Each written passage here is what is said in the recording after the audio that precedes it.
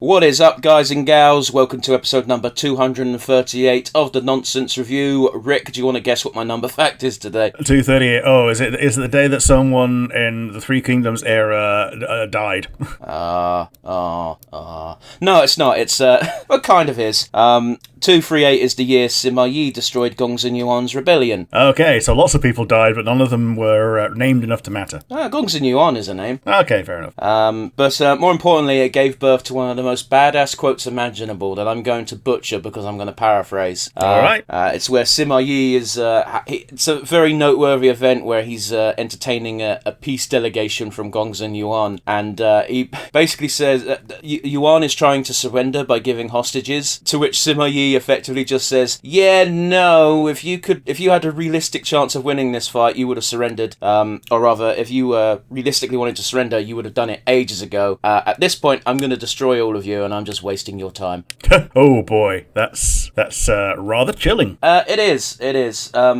Yeah, it's ancient China was really fun because if you lost a conflict, it meant everybody you know and loved will die. Yeah, bastards. If you want to see the actual quote I was going to refer to, Rick, they let you write a little blurb on Discord. That's what I'm currently using on Discord. Is the if you can't attack. If you can attack.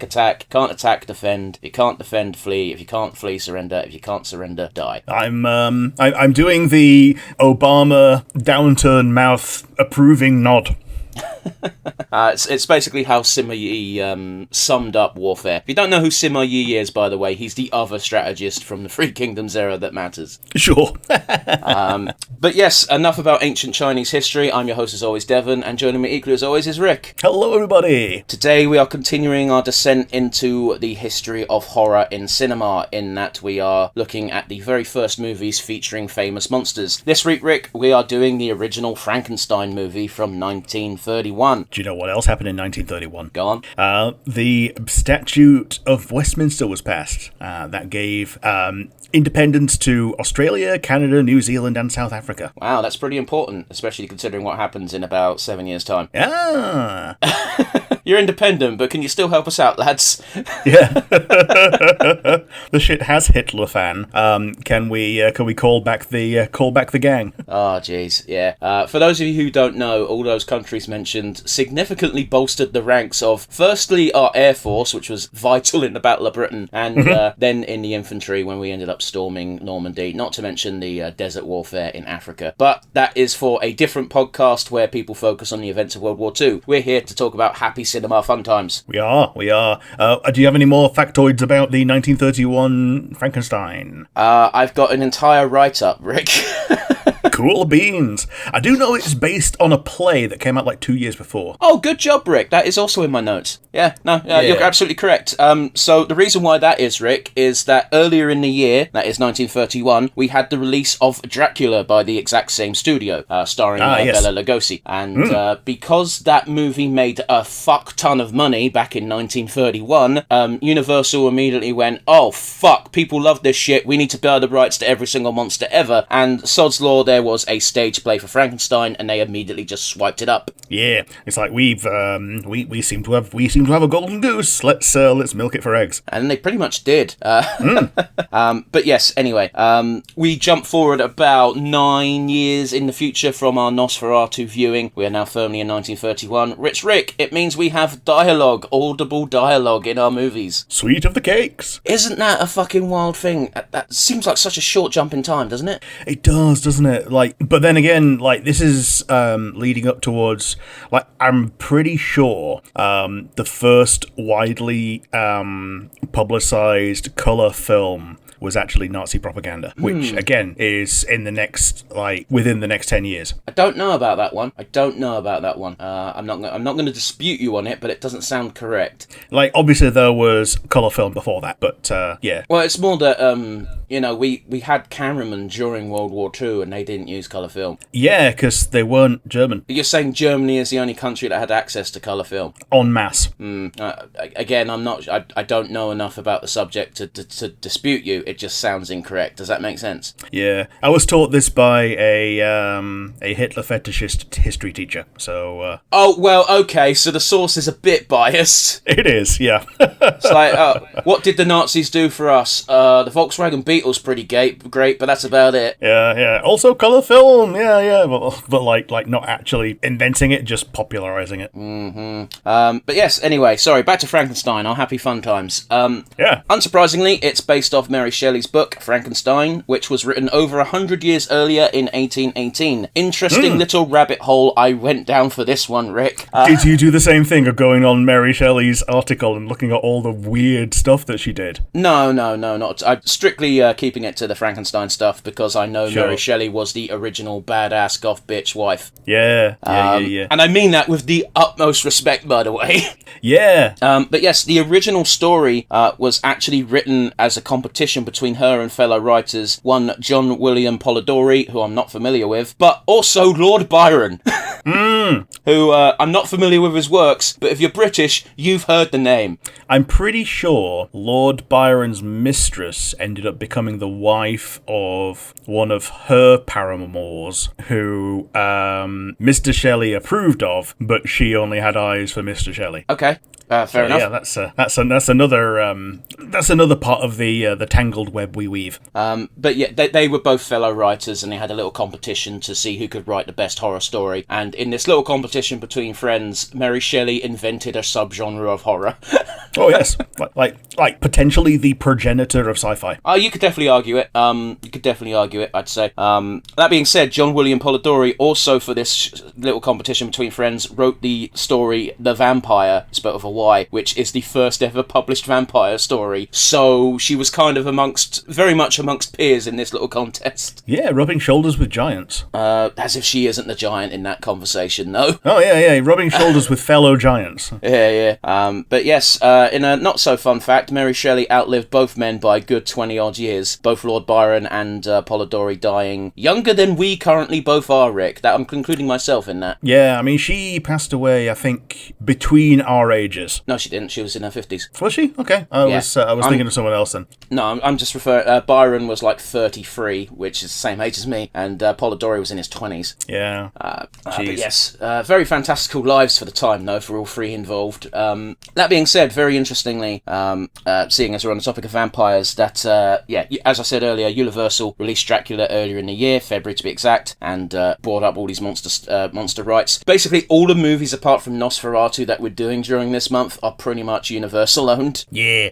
Like, we even considered doing the Dracula one instead of Nosferatu, but we thought, why wouldn't you do the original? I mean, Nosferatu is the first one to do it, and if we're doing firsts, then Nosferatu is the one we should tackle. But we are still talking about Dracula somehow, so let's just get into it a bit. Bela Lugosi, the original Dracula, had a well-documented falling out with this studio, wanting to be cast as Frankenstein for the film, only to discover from the producer that they wanted him to play the monster. Oh, yeah, as in the monster rather than Dr. Frankenstein. Exactly, and it's weird because Lugosi is both praised and criticised for his decision here, where he straight up walked away from the project. Everyone says, historians say it's like one of the most, or at least the first example of a big name just walking away from a project, but also everyone agrees that with the script he was given, he was absolutely right to walk away.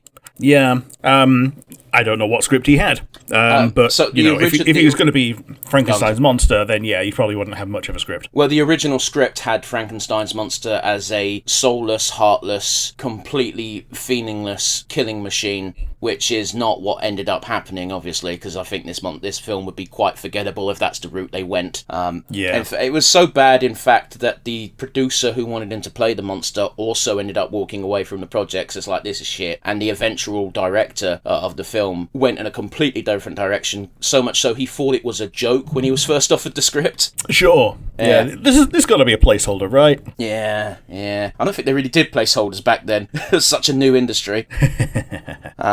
But yes, there's two major takeaways take away from this film. First of all, its electrical effects used for the first time in this movie became a must-have for future horror films. It was a staple for Universal projects going forward. You'll know what I mean when we watch the film. Oh, good old big old zappy Tesla coils and all that. And the second is the look of Frankenstein's monster. Ah, yeah, the square head man. Yes, so, exactly. It's iconic in this day and age, but back then this was the very first representation of Frankenstein's monster, and I forgot to write the chap's name down, but the person who did the makeup, it's actually copyrighted until 2026. Oh man, yeah, I didn't do the I didn't note down the guy who did the makeup, but yeah, Boris Karloff is the Frankenstein. Boris Karloff. I had an argument with my mum literally last night. Well, I say argument, discussion with my mum, because my mum went, "Oh, Boris Karloff, right?" And I went, "It's definitely Karloff, but I think it's Max." So I was wrong on that one. No, it was Max Schreck. Oh, that might be where I got Max from. Yeah, Boris Karloff. But yes, it's been parodied to death now. Everyone knows it as the Frankenstein look. The very large, elongated, flat forehead, the green skin, the bolts in the neck, which some arsehole on fucking IMDb said they're not actually technically bolts, but everyone agrees that fuck that guy. Yeah. What, are they meant to be like electrodes or something? They have a name, and they're not bolts, according to this one person. Well, he's probably technically correct, but also, fuck you. Yeah. So just for a bit of a takeaway, the description of the monster in the book has his skin being so pale that it's basically translucent, and the reason why his visage is so horrible and horrifying is because you can effectively see all the organs within. Yeah, the pulsating mass of human vivisection, live vivisection. I don't think that technically works, because vivisection means that you've been cut in half. Yeah. I get where you're going for, though. I get you. I'm being the bolt guy now. The Boltzmann constant. Also interesting to note, because Mary Shelley wrote this book in 1818, there was not electricity. There just wasn't. So the monster coming alive by harnessing the power of electricity is very much a modern invention. In the not original book, it was straight up just using chemicals and shit. Sure, so like proto-alchemy, yeah. Yeah. But yes, the last thing to note is this film was heavily edited in order to comply with various film boards. Many scenes were straight up cut from the film in order to comply with these, because back then there was no age certification, so it was either yes, we'll let you show this, or no, we won't. Unfortunately, because so many scenes were... I'll get to that in a moment. Unfortunately, because so many scenes were cut, and this was so long ago where people just didn't really give a shit, there are such straight up scenes that were just straight up lost to time. Yeah, I'm guessing things that are like overly gory and all that. Not even. Okay. Well, the implication is horrible, but there's nothing gory. There are two very well documented examples. Both are going to be showing up in the version of the film that we're watching, Rick, but I'll go through them very quickly now. The first one is just after Frankenstein, the Dr. Frankenstein, that is, gets the first signs of life from his monster, and he's like, it's alive, now I know what it is to be God. Can't have that, it's blasphemy. Oh boy. Yeah, that's one of the things they said cut. So in a lot of editions, they just have a thunder sound effect play where he would say that, in order to, not have to refilm it, etc. Sure. You'll say it's alive, and then crack a boom, yeah. Yeah, that's actually in our version. And there is another scene involving a little girl throwing flowers into a lake, and the monster approaches, and he starts throwing flowers into the lake with the little girl, and then he runs out of flowers, and then he picks up the little girl, and then it cuts to black. However, in our version of the film, because they recently I say recently, it was in the 80s, they found the footage and they re-put it into the movie. They show him tossing the girl into the lake and then looking confused when she doesn't float. Oh boy. Yeah. Weirdly enough, I think the cutting to black is more sinister. Kinda, yeah. It's like animated series Batman, of everything they did to make it so that they didn't show death was even more horrifying. Yeah, like the Joker gas. Yeah, Joker gas. Like these people are paralyzed. Yeah, they're paralyzed for the rest of their lives with that smile on their face. Yeah, it's that. I wouldn't say it gave me nightmares, but it was close. Yeah. But yes, because of this pre-age certification, it meant for a fair few countries just straight up would not show Frankenstein. This includes Ireland, Sweden, and Italy, weirdly. Okay. I say weirdly because Italy seems to be one of those countries that's like, we don't really give a fuck. Yeah, but also they have Rome. Yeah, and, Catholicism they got the exists. Vatican. Yeah, they got the Vatican and all that. Like, okay, it's technically its own country, but it's theirs. Do you want to hear a funny story I heard about Rome lately? All right, what's funny? In Scotland, an Italian family has... I saw this. Oh, yeah. Go on, you tell it. It's great. They put themselves down on the census as Roma gypsies rather than, Italian, because Roma is the name of Rome in Italian. And they considered themselves Roman because they were from Rome. Yeah. Fucking idiots. Yeah, not realising that the rest of the thing was written in English. It was that's a very special moment, but it is very funny. But yes, anyway, that ends my rundown for the background information of Frankenstein 1931. Rick, unlike vampires and such not, I don't think there's been a Frankenstein themed Frankenstein themed film for a good 20 odd years. Yeah, apparently The Phantom Hour was the most recent Frankenstein. I've never heard of it. Yeah, 2016, a comedy short. Oh, that's not a film. I mean a feature-length film. Yeah. The last time I remember Frankenstein showing up is as a bit player in Van Helsing. Yes, I remember that one. The townspeople were in the middle of lynching Dr. Frankenstein, whereas the monster was born, and he stood on top and went, "Why?" That's one of the only things I remember from that entire movie. We should probably do that for the show one day. Like, it's not a bad film. Yeah, it just wasn't good. I mean, I remember it fondly. Anyway, for those of you new to the show, what we like to do before we get to the main meat of the reaction and the review itself is talk about our weeks and the goings-on in the wide universe. Rick, how's your week been, buddy? Well, I have done a couple of things. We are now electric car owners. We touched on this last week, but do not believe any person who says they will install a charging point until they have installed a charging point. We now have to leave the house to charge the car, which isn't that much of a big deal if you go by standard refueling logic, but when you have to wait like 30, 40, 50, 2 hours, it grates a bit, especially when it costs 10 times the price to charge away from home. Well, yes, I was going to say, like, that's something that a lot of people don't really, I wouldn't say they don't understand, but they don't consider, is that, yes, it's the same process as refueling. You go somewhere, you fill up, but it's charging, and people who've charged phones, you have to know that you just got to sort of, with a phone, it's not a problem. It's a small object. You can have it in the house. Yeah. Car, not so much. With a car. Yeah. So, thankfully, you can just lock it and walk away. And it tends to lock the charging cable in the car as well. So are you gonna get a thing installed, or is it too much hassle? What's going on with that? So they tried to install it, and the wire that we had to where they wanted to put it doesn't have enough amperage. Doesn't have enough resistance. Oh, resistance. Yeah. Ooh. So we need like a 50 ohm cable going to it. Are they like a main one? Are they able to do a workaround, or are you just stuffed? Long term, it can be done. Just not within the space of a day with an electrically trained person, but not an actual infrastructure electrician. So the problem will be solved. It's just going to take a bit of time. Yeah, and until then, we've got to go and charge at random places. That's kind of a fucking dick move, though, isn't it? Yeah, and we can't charge it all off the mains like you could on the plug-in hybrid, because it just doesn't draw enough power to charge a battery of that size. Man, I'm very mad on your behalf. It don't even affect me. Yeah, we're bothered. You should be bothered. You should. I don't want to be that guy, but it sounds like you're due compensation, because this is their fuck up. Yeah, we are within the 2 weeks statutory cooling off period, is the first thing that I looked up. That's how mad I was. That's so telling, though. I know exactly what you mean, because you only look at that shit when you're angry. Yeah. Another thing is, a little bit of trivia. Who was Jack Skellington's girlfriend? Sally. Yeah, well, according to another person at the pub I was at last night, does he live in Cullingworth? Wait, what? What'd you say?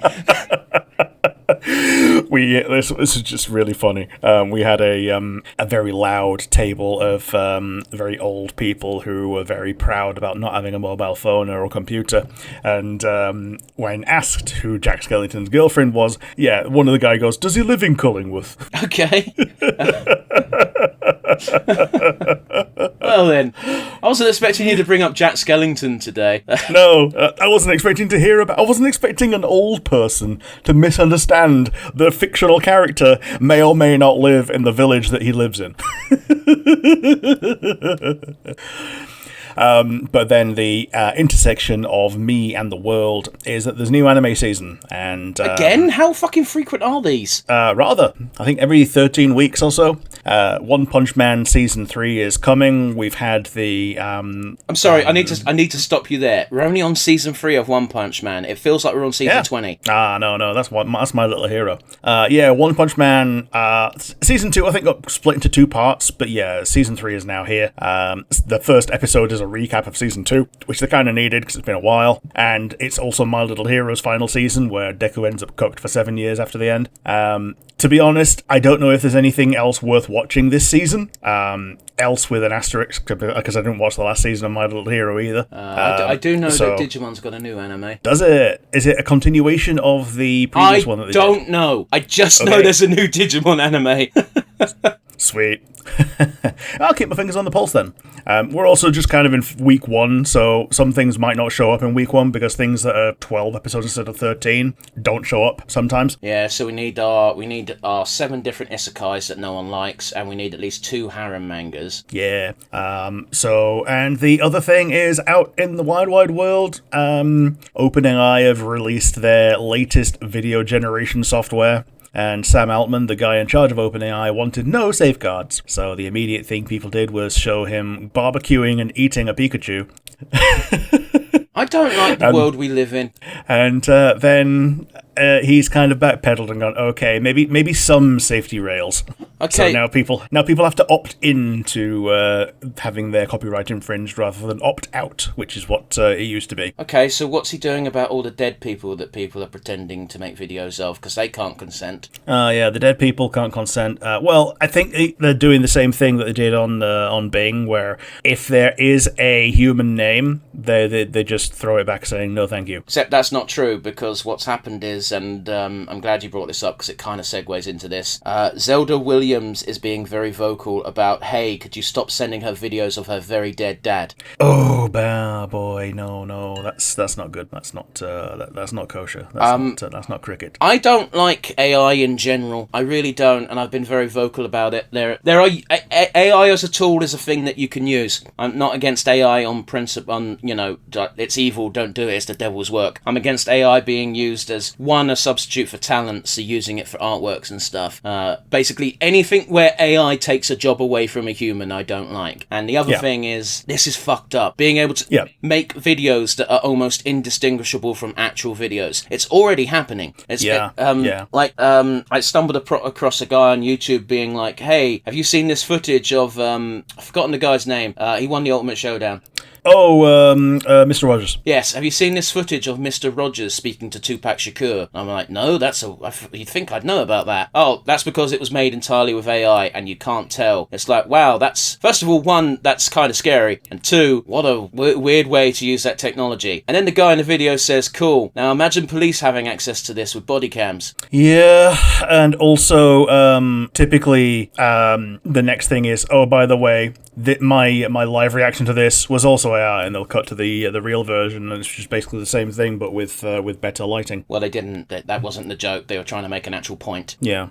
But it's scary technology, and if people don't start clamping down on it now, it's going to be a real problem. Like, it didn't even enter my mind that it could be used to forge evidence for crimes and such. Not. Yeah. Yeah. And it's a scary prospect, especially the way that governments are acting nowadays. Absolutely. I don't like it. People really should be. I don't want to be fear mongering here, but like, people need to keep their finger on the pulse and be ready to argue with the government over regulating this shit. Yeah, I wholeheartedly agree. Like, again, I'm also Similar opinion, different strength on the general idea that it's a tool and not a replacement. I am very well aware of how you like to use AI, Rick. Well, yes. So, other than that, that's pretty much it for me in my week. How about you? What have you been? Where have you been? I beat Hades 2. Ah, sweet. And now you can get some post-game fun content. The main reason I bring up beating Hades 2 is I was kind of worried about beating Hades 2 because there's been a pretty vocal outcry from a certain section of the fan base going, man, this ending sure sucks. Oh, shit. And, oh, man. And I've got to be honest with you, I don't think the ending sucks. I think the ending is fine, with that big old asterisk of, it kind of doesn't work. Right. So have you beaten the alternative route? You have to beat the alternative route in order to beat the game. Okay. I don't remember teasing. Okay, well, it wasn't even teasing. You just outright said that there was one. Oh, right, yeah. Well, it was a spoiler back when the game was all the way back released last year that there was 2 routes. However, the game has been out for a few weeks now, plus that route's been well and truly... If you didn't know there was 2 routes, you've been living under a rock. Yeah, gotcha. Or you don't care about Hades 2. But yeah, I beat the game. I won't spoil the ending, but, the main bad guy is Kronos, and everybody knows what Kronos' deal is. It's in his name. Yeah, master of all time, eats Zeus. eats Zeus and Hera, and Zeus cuts himself out of his daddy's belly, and yeah. But by the by, if you've ever played a horror video game and you've seen a painting of this giant creature eating a bunch of things, that's Kronos. Yeah. Eating his children. Yeah, because you didn't want them to surpass him. Yeah, and that just made them want to surpass him. Yeah, and they became gods, and the Titans are forgotten. Yeah. Except for the ones that married gods. Don't think about it too hard, you'll give yourself a headache. Well, also the gods are all brothers and sisters, and half of them fucked each other, so, I mean, Zeus is uncontrollable. Yeah. I do like the old meme of, the greatest lie Disney ever told us is that Zeus is a loving family man. But yeah, Hades, the gameplay is great. I've finally unlocked some secret weapon aspects. Those have been fun so far, the ones I've discovered. I've started playing the game through with, it used to be called Heat, now it's called Fear, where you add additional modifiers that make the game harder, but you get additional rewards for it. Sure. I'm vaguely aware that the equivalent of the gun is even crazier this time around. That's my favourite weapon. Yeah, sweet. Are you talking about the mantle? Yeah. Yeah. Yeah, there's a great fucking image online, because that one's got the aspect of Nyx, which Nyx is Mother Light, you meet her in the first game, and it's cool, when people saw that there was a Nyx aspect to this weapon, they were like, oh, it's going to be all about dodging and firing bullets, and it's like, oh no, it's all about smacking people in the face with as much force as you can. Yeah. It's a good weapon. It's I don't know if it's my favourite weapon. I think my favourite weapon's actually the axe, but the weapon I'm best at is with the mantle. Sure. So yeah, I've been enjoying the game. The post-game's great. Last week when I was bitching about an achievement that I'm pretty sure I won't get. Yeah, got it. Sweet. So you've done your kind of soft no-hit run. Yeah. I didn't. Here's the thing: is I think I got it because I wasn't trying to get it until I was trying to get it. Does that make sense? Yeah, you weren't trying to get it until you got to the final amount of time, and they were like, oh shit, this is now achievable. Yeah, and that's the bit where it gets scary. Yeah. Because it's the bit where you start thinking about it, and you're like, oh, I don't want to do this again. Oh, don't let me do this again. Because I've cleared the game, there's now access to a secret boss fight. I don't know if I can spoil it. Yeah, maybe keep that one stum for now. Yeah, okay. Partly for the fan base, partly for your sake, although I highly suspect you'll never get to Hades 2. Yeah, I've not gotten out of Asphodel yet. Oh god. Yeah, I'm bad at the game. You're not bad at the game, you ain't played it for fucking 7 months. Don't say you're bad at the game when you haven't touched the game.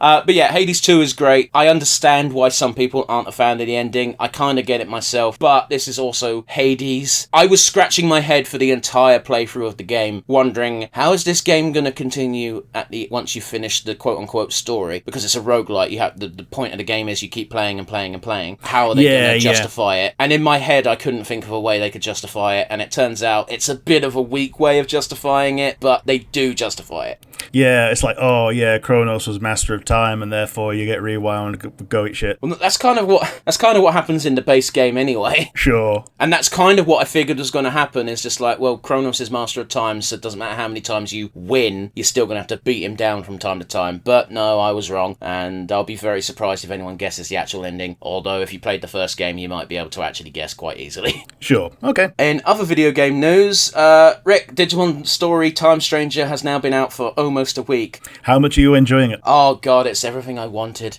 Sweet. My anticipation for this game was very high. The only reason it didn't make my list of anticipated media way back when is because I was pretty convinced we weren't going to see it this year. Yeah. Yeah, gotcha. But yeah, the game is absolutely beautiful. Once you move on from the first zone, it gets very pretty. I don't want to spoil anything. I remember someone made a fucking post on Reddit saying like, hey, when you go back in Time Stranger, and one of the top comments was, hey, spoiler. It's like, it's cool. It's fucking cool, Time Stranger, dickheads. Yeah, so it's Digimon Time Stranger, not Time Stranger. Linear Stranger, I guess. I've got no comment, Rick, because that was weak. I know. Yeah, it's it was always going to be crap. I think I've already alluded to this already, but the game has been nothing but quality of life changes. I can't sing its praises enough. It's very easy to, I wouldn't say grind, because grinding hasn't really been a thing I've had to do, but having all Digimon get experience, not having to rotate and juggle 700 Digimon, it's pretty alleviating compared to the previous story games. And fuck me, the boss fights are actually boss fights as well. Yeah, sweet. Yeah, so for those of you not paying attention, the reason why I say boss fights are boss fights is because they actually have mechanics. Okay, yeah, so like your Persona bosses and all that. Yeah, nothing quite as complex or unique as Persona, and sometimes even just straight up SMT bosses. In fact, comparing them to SMT bosses is probably more accurate. Yeah, I get you. But yeah, there are a few downsides. It's not a perfect game by any stretch of the imagination. The two things I'm going to bring attention to are, I don't understand the Digifarm. Sure. Digifarm has been a thing in every single RPG-based game, but because now every Digimon you have gets experience, Digifarm seems kind of pointless. Yeah, I get you. Yeah, like you say, I not having played it, I can't really comment on this, but yeah, you've already said you don't understand it. You can customize the Digifarm by changing the terrain of it, but it's shit. It doesn't change anything. Yeah, I get you. You get to look at your little fake Earth, and it's got slightly different continents based on how you build it. But again, it doesn't affect anything, so who gives a fuck? Sure. The other thing I'm going to criticize is Digimon Time Stranger has a card game. Okay, like an internal card game, I'm assuming, and not just a separate product. Yes, it's in-game. Sweet. I mean, Digimon already has a TCG, Rick. I mean, it does, yeah, but like sometimes they release a half-baked separate thing. Not as a physical product. Yeah, fair enough. I'm curious as to what example you have. Well, when Pokemon was new, like there was like 6 different people trying to make a Pokemon trading card game, and only the one that was good managed to stick around. You told me not too long ago, it might have even been on air, that fucking Wizards of the Coast did Pokemon at one point, and I didn't say bullshit, but I'm like, damn, that's crazy. Yeah, the original few were Wizards of the Coast until like I think Gen 3 or so. Jesus, that's a long time. Yeah. Sorry, I left you a space there because I thought you were going to add something, but then you didn't. Yeah. But yeah, so Wizards were 50-50 with the Pokemon Company for their stint. So, yes. Yeah, I could see Pokemon Company being like, well, hey, why are we giving away 50% for nothing? As if making a card game is nothing. Yeah. But yeah, back to Digimon. The internal card game is one of the most frustrating things I've ever played. Yeah, okay. Is it like Triple Triad, where like your opponents play for keeps and you have to win your shit back? You can never lose your cards. Okay, good. If you could lose your cards, this game would... I just wouldn't interact with it at all. Yeah. I wouldn't interact with that minigame. But yeah, what happens is you can collect cards in the universe, and then you can play against certain NPCs in these card games. It's a best of 5 series. If you win 1 or 2... if you win at least 1 match, you will get a card. If you win at least 3 matches, you will get 2 cards. If you somehow win all 5, which seems a fucking impossibility, you will get free cards. Sure, okay. The annoying thing about this game is you can't choose what cards you use, so every single card that you possibly own is a random chance that you might use it in the game. That's it. That seems very counterproductive, and the more you play, the worse your deck gets because you get a bunch of chaff. Except, Rick, despite having clear rules about numbers and type advantages, there's still a non-zero amount of percentage that is just straight up RNG. Okay. Making the entire game pointless because it's basically just random anyway. Sure. Why? Yeah, tilted random. At this point, you might as well just be like fucking, hey, do you want to play a game of dice? Yeah. Do you want to flip a coin? That's all it is. Yeah. Rolling dice seems a bit more accurate because there are numbers involved that I assume do modify things. And they even go through the effort of telling you in the tutorial that, okay, it's very simple. You've got the numbers 1 to 7 in the top left-hand corner of your card. 7 being the strongest, 1 being the weakest. Sure. Virus is more likely to beat data. Data is more likely to beat vaccine. Vaccine is more likely to beat virus. Sure. And that's about it. Very simple system, very simple game. However, the game goes through the effort of telling you that, by the way, there's a bug in the game, and this isn't a bug in the actual game, it's how the game mechanics work. That means that a Digimon with a strength power of 1 is more likely to beat a Digimon with strength power of 7. In other words, in a way to make it so that 7 isn't a be-all, oh, you're fucked because nothing can beat this. Right, okay. So your top-class Goliaths can get beaten by your minimum power Davids, so your minimum powers guys is... it has a use other than, it's like an ace. It's 1 or 11. Yeah. But against a 2, it's always a 1. It's a good way of putting it. However, again, because there's this element of just straight-up random bullshit go, it kind of doesn't matter regardless. Yeah, because that might not happen. Yeah. So, again, the game isn't a game. It's just like spin a fucking dice and... Yeah, maybe if you care about completing your collection in game, which you might, there's 460 fucking cards in game. Unless there's an achievement tied with it, I'm not doing it. Yeah, because with it being on PC, at least there is an achievement. Rather than being on Switch, where there's none. It's one of the reasons why I kind of don't like the Switch, or rather Nintendo consoles in general, because. Yeah, have achievements ruined gaming? Maybe, but I like having them. Yeah, I like seeing the Badoop when I achieve something for the first time. Yeah, getting a little memory of, oh yes, this game came out this week, and like within 2 days I had beaten this boss. And if the game doesn't have an achievement, doesn't have achievements, it doesn't mean I don't play it. Yeah.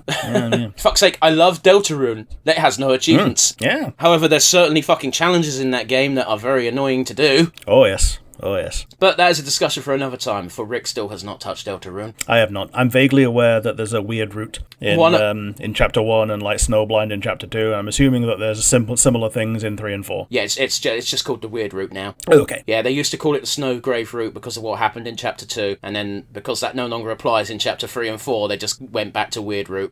Yeah, someone made a bit of a joke on the interwebs of, hey, we've got 2 routes in Undertale. We've got Pacifist and we've got Genocide. No one ever does neutral. So pacifists don't kill anyone, genocide kill everybody. And it's like, here's Deltarune. We've got the normal route, which is just play the game, and we've got the weird route. The weird route requires you to do bullshit levels of things that you're not going to know to do unless you look up a guide. Yeah, it's basically genocide plus. It's not even genocide, though, because of the stuff it expects you to do. Weird route is accurate. Yeah, for Chapter 2, it's get that one girl to do all the kills. That's Noel, and she's quite important. Yes. Like, she has the ice powers. She does. The hots for Susie. Everybody has the hots for Susie. Yeah. I'm not even joking. Everyone does. Yeah. But yes, Rick, are you ready for the very small amount of news I have for you? Let's go. Rick, the Steam Autumn Sale was a thing and happened, and I didn't really care because there was no games discounted enough for me. Yeah, I was considering getting the Jedi Survivor, and I realised I've not played the first one yet, so I'm like, there's no point getting the second one on the cheap when the first one is not finished yet. It's a very weird thing with you, Rick, because I swear you bring up Jedi Survivor every time there's a sale. Yeah, because like sometimes it goes down to like 11 quid. I'm like, maybe, and then it goes back up again. I mean, that's fair. I didn't get anything this sale because, again, there was nothing in the sale I cared about, and the few things I did care about were discounted by like 10%, and I'm like, well, at that point, I might as well pay full price. Yeah, true. But oh well. The quality of Steam sales has only gone down as years go on. Yeah, it totally has. But the last piece of information I have, Rick, the last news story that is that Predator Badlands gets a PG-13 rating. That's so weird for a Predator movie. But there is hope, Rick, for the producer has spoken out about the PG-13 rating because so many fans were like, hey, what the fuck? Yeah, I think the idea is, if you cut away from all the actual violence, then everything else is in your mind. Do you want me to tell you what the producer actually said instead of guessing? Yeah, let's go. The producer said, so we don't have any humans in the movie, so there's no red blood. Samurai Jack rules. So for those of you who don't know, Predators have got green blood. It's very characteristic and very obvious. And the only human that we've seen in the trailers is very clearly an android, and they have white blood. Yeah. Which can be worse in certain scenes. Oh, I mean, yes. But yes, because of the weird rules and logic of Hollywood and censorship in general, if blood's not red, then it doesn't technically count as gore, which means you can get away with a lower age rating. If it's not red, he's not dead. Despite Arnie's classic line being, if it bleeds, we can kill it. Yeah. But anyway, I bring this up because, one, I'm kind of curious to see what the fuck they do with that movie, and two, it's Predator, it's always going to be near and dear to my heart, and the story's funny. Rick, that brings us to a close on the news at nearly an hour pre-cutting, which is a bit unusual for us. That being said, I think we spent 25 minutes just talking about Frankenstein. We did. So, for the benefit of me and for the audience, what are we doing today? And count us in. We're doing Universal's Frankenstein, the 1931 edition. 3, 2, 1, and go. We're going to see this almost immediately, but they have a little talk to the audience chat to warn them about how scary the film's going to be. Yeah, it would be unkind to present it.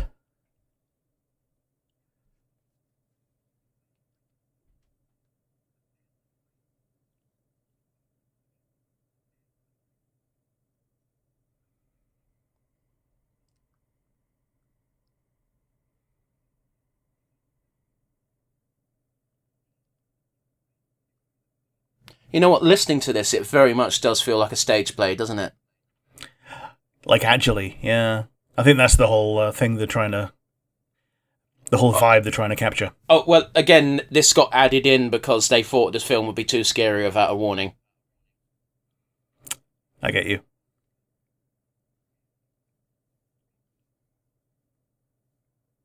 Yeah, now's your chance. Toodle-oo.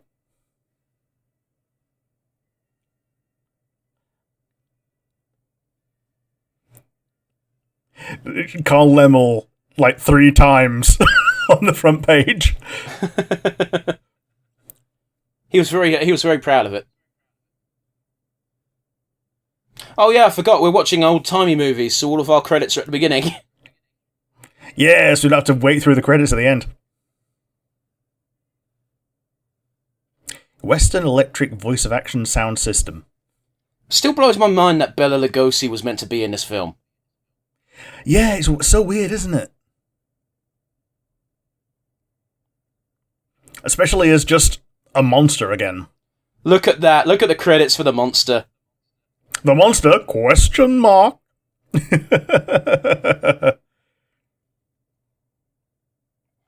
Oh, the Burgomaster. It's not something that was made up by video games. I told you. Tabletop games. I told you this when we first encountered that word. Yeah. So, interestingly enough, this wasn't technically a horror movie when they were making it, because the genre of horror movies didn't exist yet. Sure. So this kind of kick-started the movement, despite Dracula debuting at the beginning of the year. Yeah, and like you said, they realised they had a golden goose with the fact that they were going to be the first to do all of the other ones by buying them quick. Well, to put it again into a bit of context, I'm going to throw out some numbers that might be incorrect. But I believe the studio was like $2.2 million in debt, and this was in 1930. And then they made $500,000 on the tickets for Dracula. Yeah, so, like, they were, like, almost out of the woods. Yeah.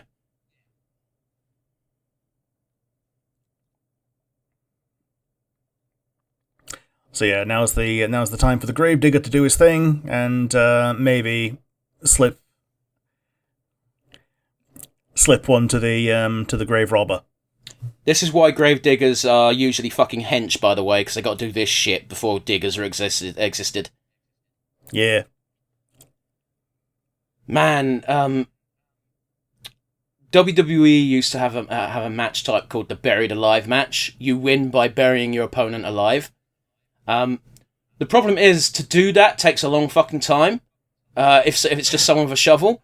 Yeah. So the first ever one ended with the Undertaker being thrown into the grave. Spoiler: the Undertaker always loses them. Yeah, because he can come back, no problem. Yeah, exactly. He gets thrown into the grave. Mankind starts throwing dirt on top of him. And then every single heel in the company comes running out to help, because otherwise it will take 10 minutes. And there's no reason for, like, I believe IRS is even there. And for those of you who don't know who IRS is, his gimmick is he's a tax man. Yeah. Why is he helping bury this man alive? It's so weird. So here we got Frankenstein, and I don't know if he's always been called Igor, but it's what I've known him as. I think this is what starts Igor as being the hunchback guy as well, because I don't think Igor was like meant to be deformed in the original. Not read the book, I don't know. Well, actually, it's also interesting because he might not even have had an assistant in the original book, because there's a few things they changed. Because in the movie, he has a laboratory in his big old castle. In the book, he is just a student living in lodgings. Okay. If I recall correctly, this is all information I read during my deep dive. I've not read the original book. Probably should. Yeah. Yeah, maybe so. Toy with it being another one of those things that we do for April Fool's one time. Is it going to be a good April Fool's joke now that we brought it up 4 or 5 times? No. I'd argue it wouldn't even be a good April Fool's joke, even if it was completely unexpected. Yeah, I get you.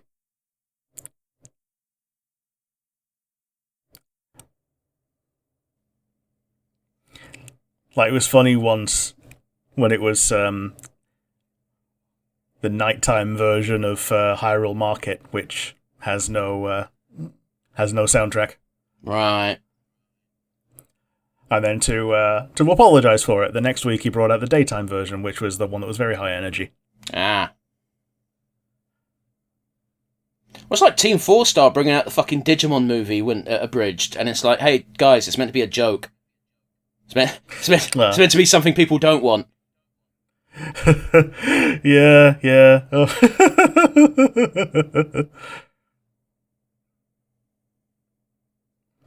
There's a problem. Like, I don't think there's anything that Team 4 Star could do that people wouldn't, like, get some kind of entertainment from. Like, even if they did, like, Bridget Jones.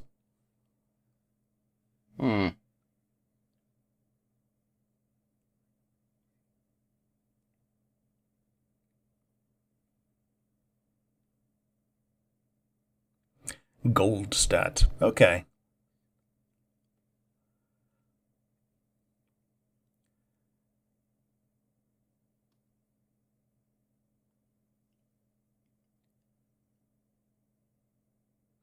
Yeah, so that's what a lot of grave robbers were for, weren't they? They were just for providing cadavers to students. That's true. However, that isn't what these guys are doing. No. This ain't Birkenhair.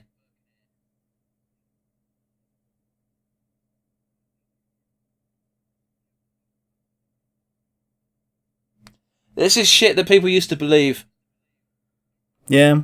Look at the smoothness.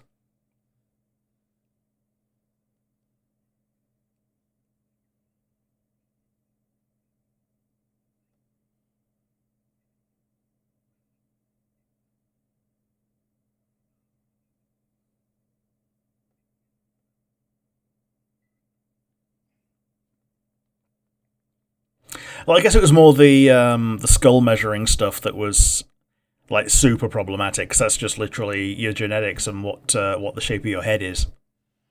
Well, yeah, but there's always been quacks. The problem became when it's like look at the skeleton doing a bounce. And that's what I thought the students were laughing at earlier, was the skeleton bouncing for no reason. Yeah. But yeah, the problem with the cranium thing came in about when it was came incredibly problematic when it was used for racism. Yeah, that's exactly what I was going to say. It's like, this person has a larger forehead, which means they're more inclined to violence, and everyone with half a ounce of common sense is like, what bullshit is this? I'm just going to say it, I can definitely see Daniel Radcliffe playing this. Yeah, that's the thing. When I saw him earlier, I thought, like, oh, Jesus Christ. Igor, you fucked it! Oh, Abnormal brain. So he wanted to get the normal brain, but he dropped it, so he had to nick the abnormal one. We're also assuming he can read.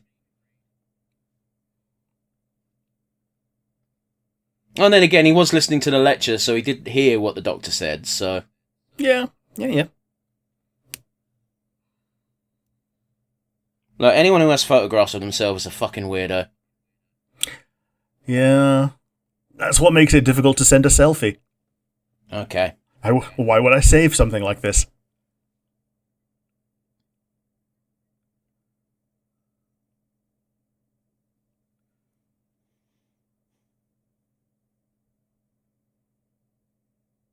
Oh, so it's probably a picture of him in her house. It does make more sense now that that's the context.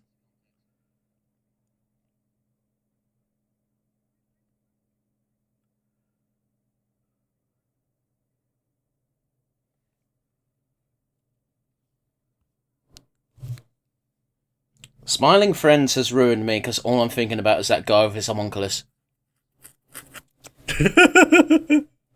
Yeah. And then the frickin' Joel Haver guy comes in.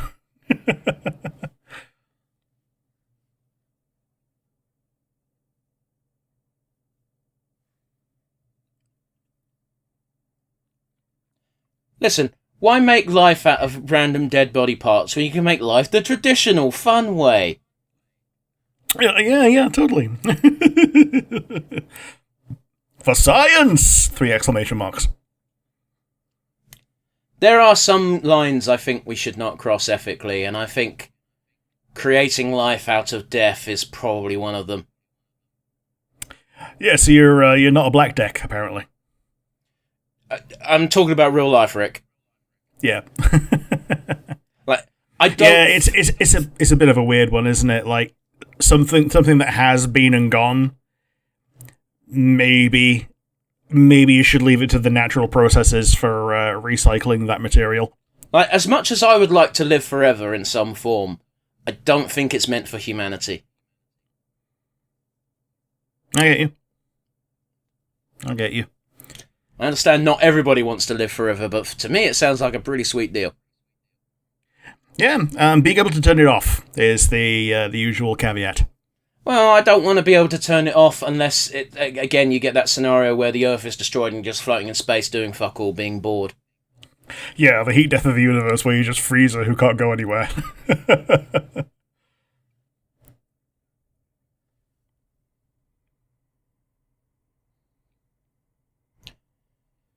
You know, just because there's a heat death of the universe doesn't mean there won't be another Big Bang at some point, so who knows? Yeah, and what's 1 quintillion years when you're immortal? Exactly. I've got a podcast to listen to, it's fine.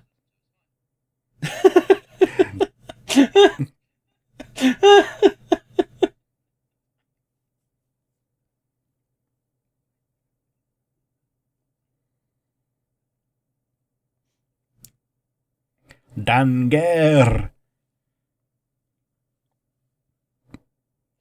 So the interesting thing as well about when doing research for this movie is that they couldn't really decide what time period it was set in, which leads to people not understanding how much technology they actually have access to.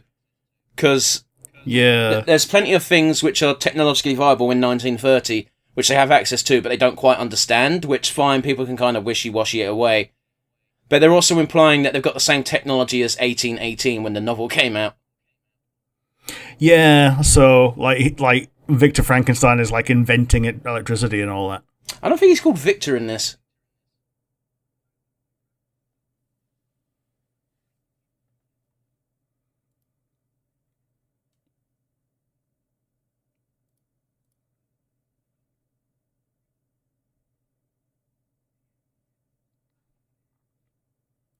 Oh, yeah, it's Henry Frankenstein. Victor is one of the other characters. Yeah, which is odd, because I also am pretty sure he's called Victor Frankenstein in almost every single other instance. Maybe because of Victor in this. Maybe so. Man, this lady's really pretty. She is. She reminds me very much of Carrie Fisher. I don't see Carrie Fisher. I see that girl who plays Louise.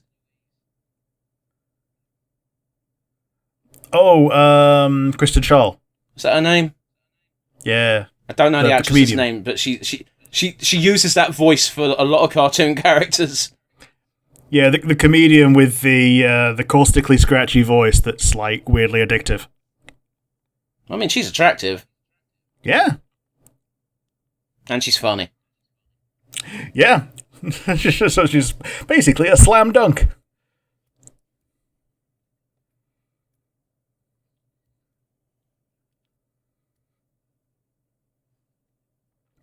And there we are, the traditional mad scientist archetype. Pretty much.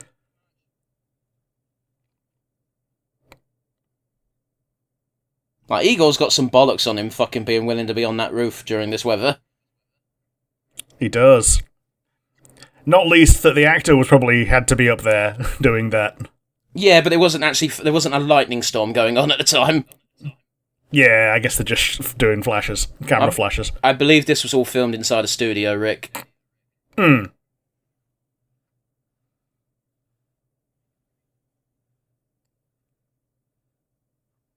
Electrodes, that's the word we were looking for the bolts. Oh, okay.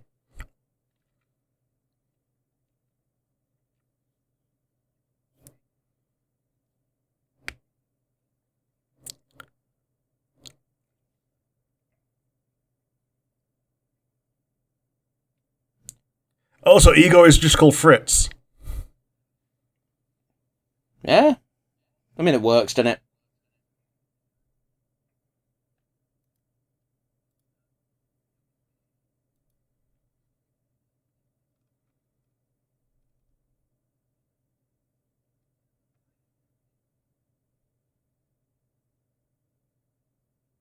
That is a good touch, not showing the face. It is. Like, it's a classic trick nowadays, but this would have been the first time they went, yeah, let's keep this hidden for a bit longer. Yeah, the Jaws technique. Can you call it the Jaws technique, Rick? I mean, I am doing, because it's the one that's most relevant to our lifetimes. So this electric effect here is the one I was on about. Ah, yeah, the electric ladder going up the two electrodes, yeah.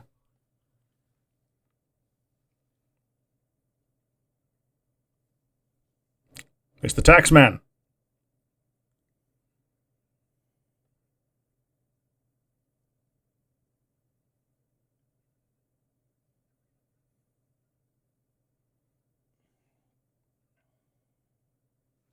Here, this is a gun.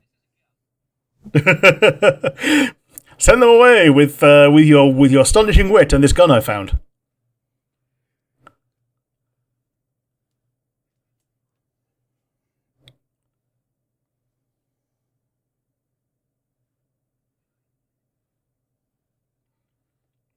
Those bloody telemarketers, tell them to fuck off. How can there be telemarketers if they're at the door, Rick? Guess I want to be on the telly. That's not what that version of the word telly means. I know, right? I know.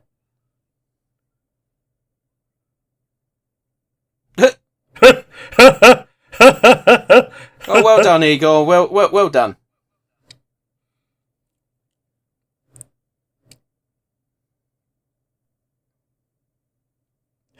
Yeah, stop to pull your socks up. That's pretty cute, actually.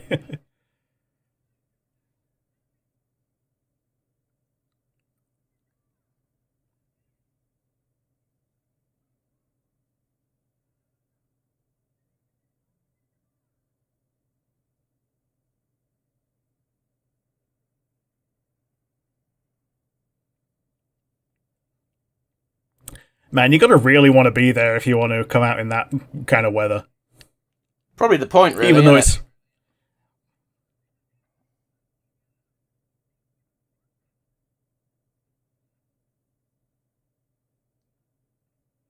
We're not a complete heartless bastard, then.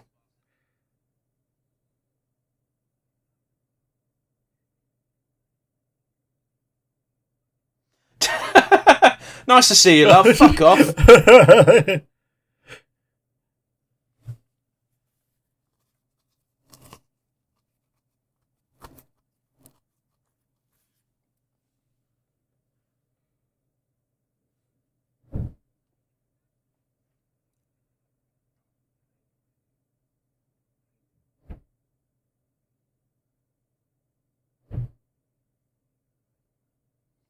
I'm just thinking of Homer going, crazy? Would a crazy man do this? Yeah,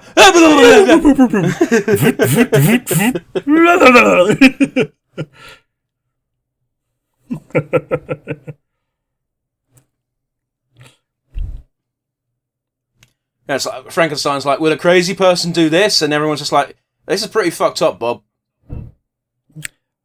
Like, I didn't think about it until you did it, so...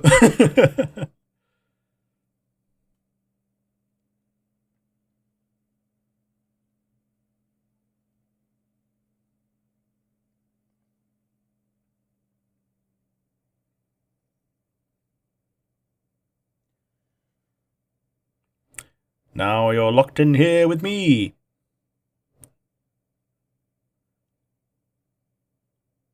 What I'm doing is very illegal. So illegal. Yes, it's more of a crime against God than against country.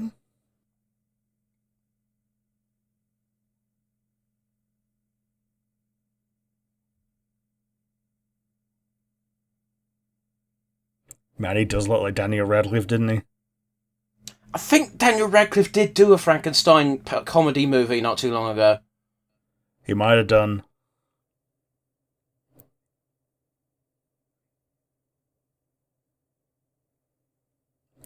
Fingies off, please. I've never watched it, but I've only ever heard good things about Gene Wilder's Young Frankenstein. Okay.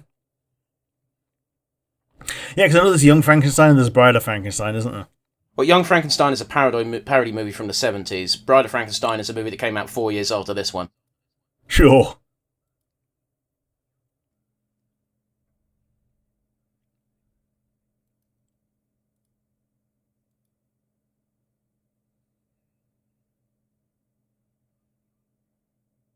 Beyond Ultraviolet, you say?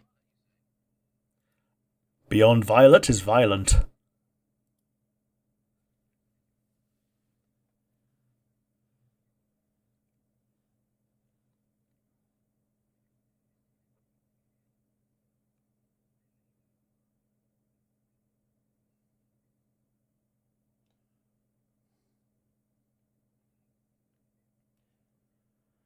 I mean, on the one hand, keeping a heart beating for 3 weeks is pretty impressive, but on the other hand, it is just a heart beating. It doesn't think or feel. Yeah, this is true. This is true. Like, the brain is the big deal. Like, once the brain is dead, the body is dead.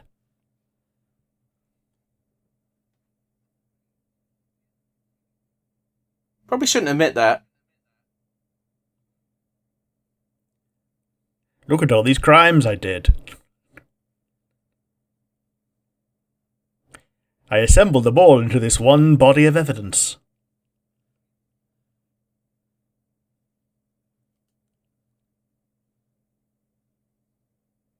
You can't tell that he's green, but just trust me. Weirdly enough, the original makeup is like really weirdly... The original makeup is green because it shows up really nicely on a very distinct colour of grey in black and white. Sure, okay. Yeah, isn't that crazy?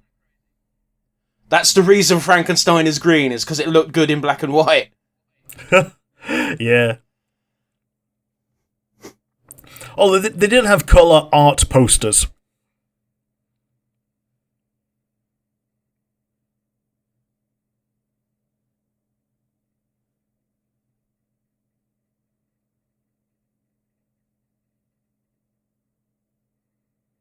Man, he's hench, ain't he?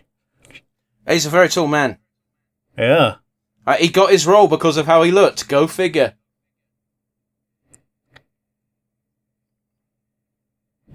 I mean, before this, he was pretty much stuck to playing goons. Yeah. Hired goons. Harley Quinn, you gave me cancer? Oh, man.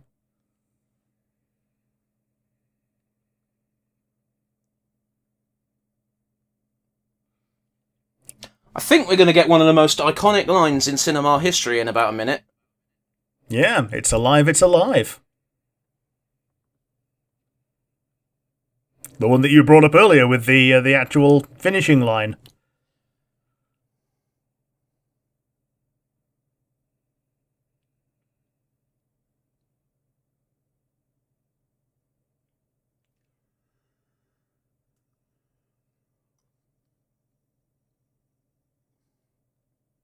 You can already see that his arm is a lot lighter than it was before. Yeah.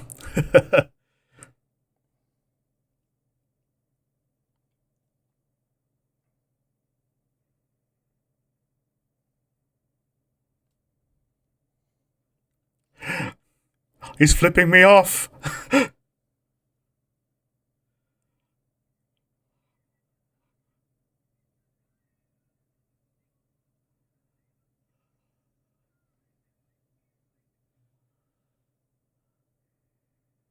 There we go, yeah. I must say, that was a knockout piece of acting, because he seemed manic. He did.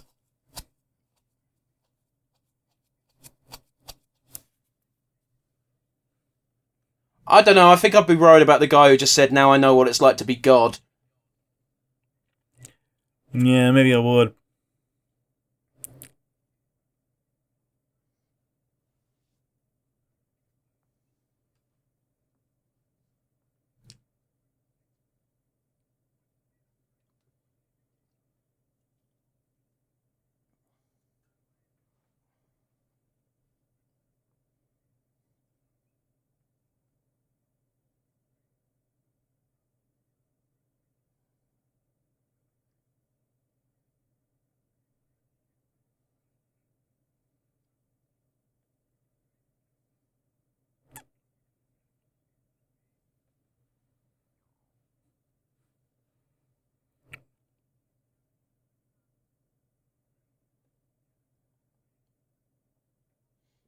Tell him to fuck off.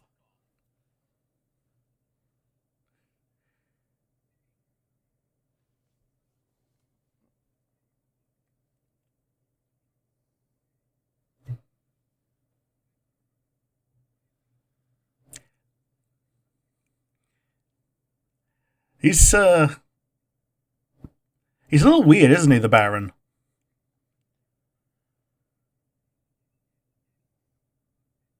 I think he's just not as good as an actor as everyone else in the scene. Yeah.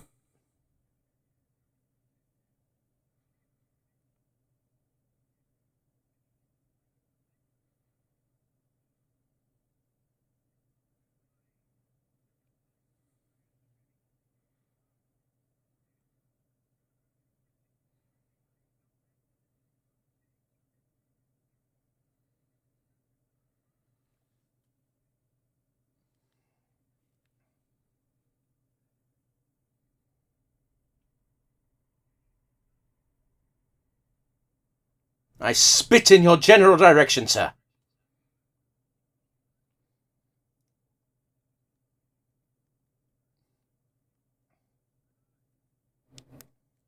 Heaven forbid, sir.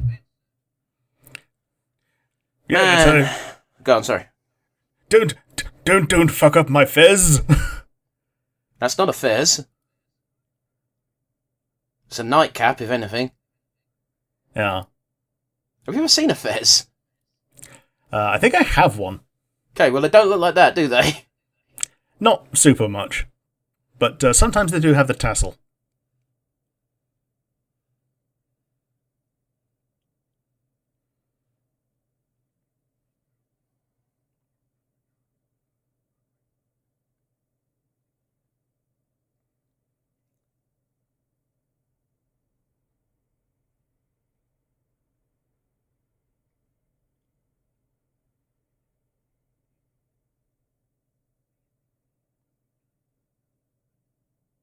This sounds like dialogue for a fucking gay romp. Yeah. Let's just go to the woods and have a quick round of buggery. I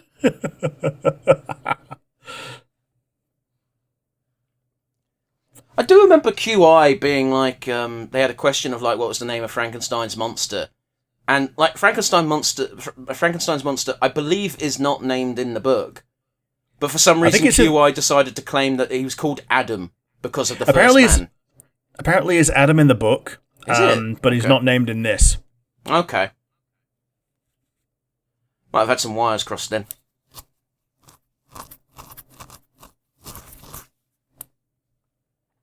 I do know in the book the main cause of conflict between the Doctor and his monster is Dr. Frankenstein insists that it doesn't. It can't possibly be allowed to procreate, but Frankenstein's monster wants a bride because...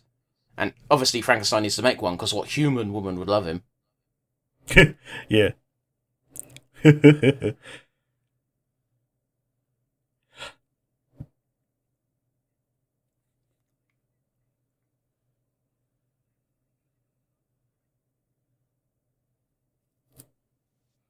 will literally destroy him.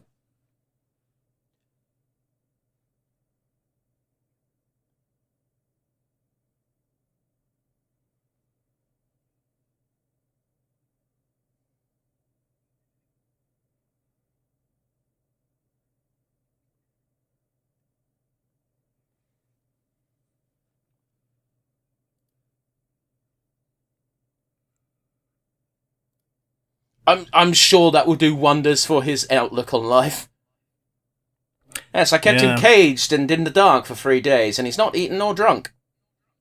Yes, I keep him in the barn, and we try to feed him with chaff.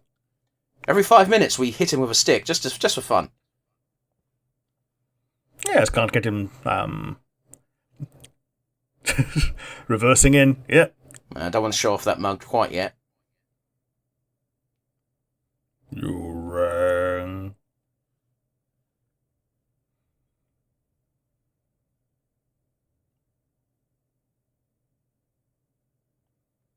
I mean, that is quite scary. It is. Like that dead look.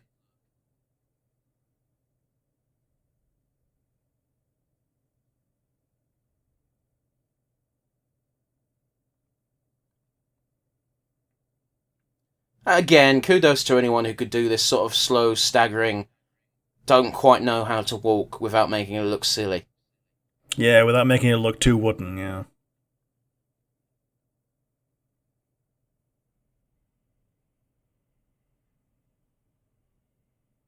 Yeah, saying it again in English is obviously going to make him understand, yeah.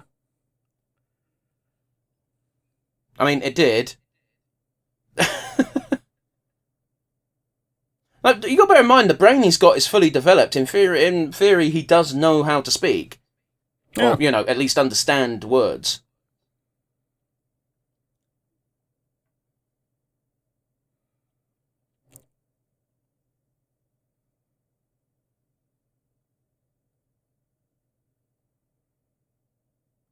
Oh, that's...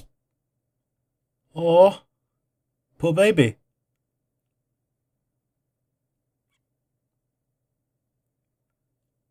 Seeing the light for the very first time. I'm remembering the news article that everyone mocked from about 2016 of... Jesus Christ, 2016. Feels like a lifetime ago. I think it was an opinion piece being like the woke left now think that Frankenstein's monster should be sympathised with, and the top comment is just like, yes, that's the book. Yes, that's the point. That's the point of the book.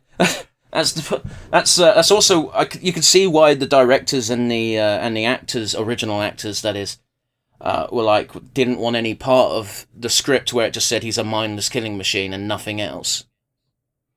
Ah. There's no nuance to that, nothing to think about, nothing to ponder. This is a great scene. I mean, it's a vital scene, but it's a great scene to have. Like, the monster isn't inherently violent. Yeah, he has reasons, inscrutable they may be.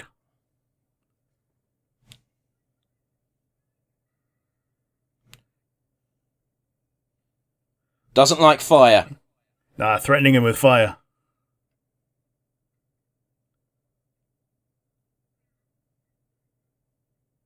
And he keeps coming closer as well. After the doctor told him to fuck off. Little prick.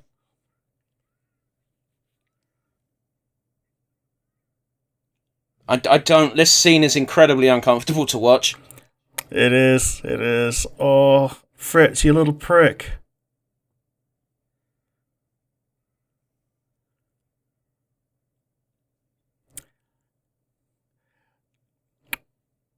Frankenstein's monster did nothing wrong.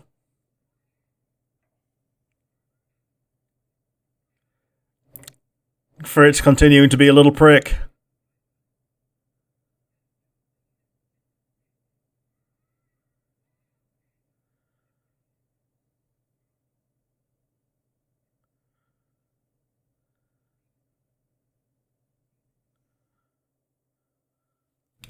It's very, very purposeful word choice, isn't it? Calling it it. Yeah.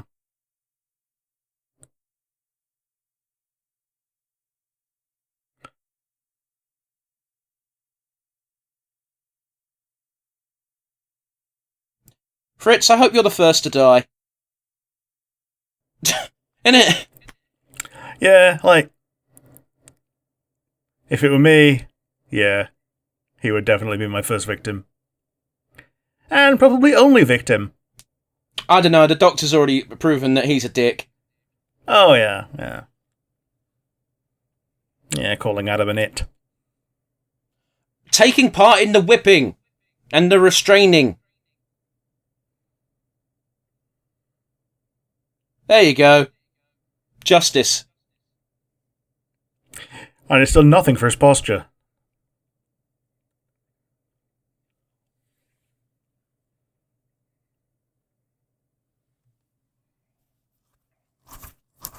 It's like those fucking old stories of the circus elephants where it's like, yeah, we don't know what happened. One day it just went crazy and killed like 20 people. Yeah, as if it had not been electrocuted like 15 times a day. Is that really? You don't know what happened? Really? The ringmaster, the one that constantly hits it with a whip during the show, it decided to keep the body and play with it. Wonder why? Yeah.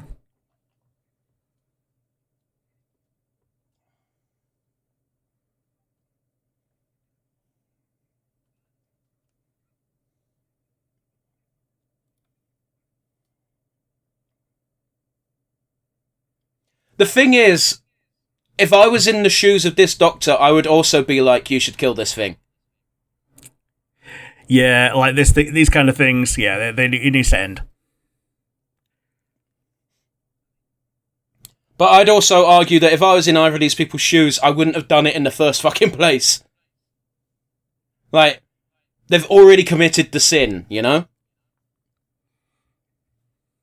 By killing the monster at this point, they're not really solving the problem. They're not cleansing their soul here.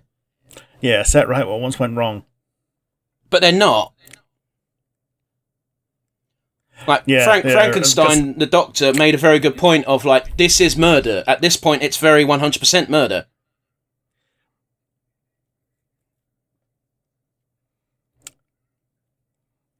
So they're giving him the poison.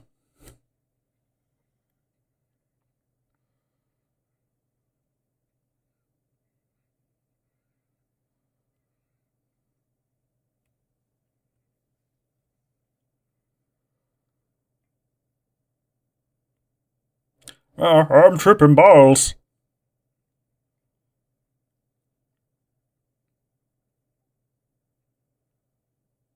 Man, that old man was weak as shit if he's already dead. No, he's good. No, he's good. He's good.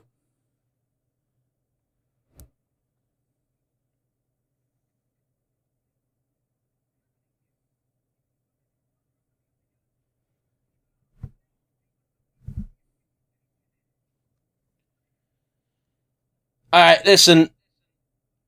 The movie's still got another, like, 40-odd minutes. 30 minutes, maybe. We know that there's no way Frankenstein's monster is currently dead. If it's still got that much of a runtime. So, yeah. If I was one of these chaps who just sedated this monster, my first reaction would be, if your goal is to kill, is like, okay, now we got to cut its head off. Yes. Yeah, off comes the head, and the brain goes back in the jar. Like we need to make sure this. If this is the route we've chosen, we need to be sure.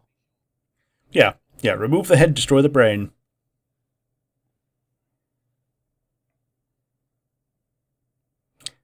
I don't like that egg on the side of his head.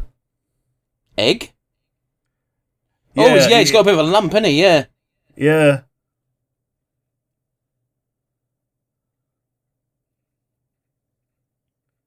It's all I can see. It is, and it's all I can see now you fucking pointed it out. Thanks, Rick.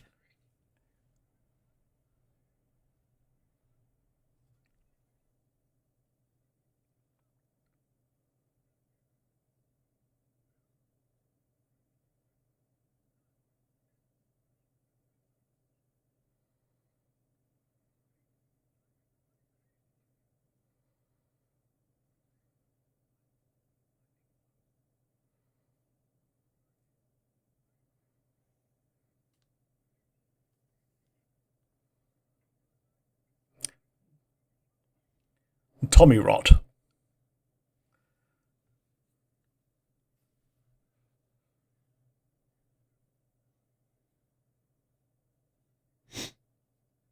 It feels like they picked a random old man off the street and just said, "You're an actor now."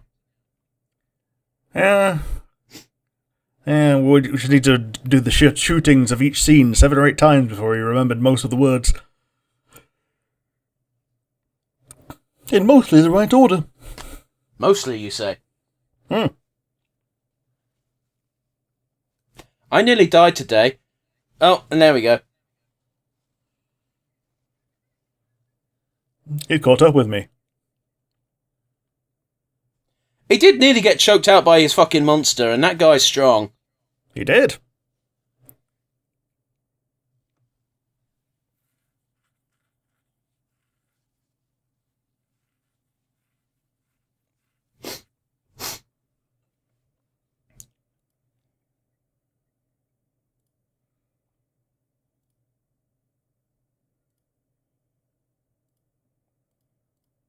Would have been really funny if he took it off him and then drunk it himself.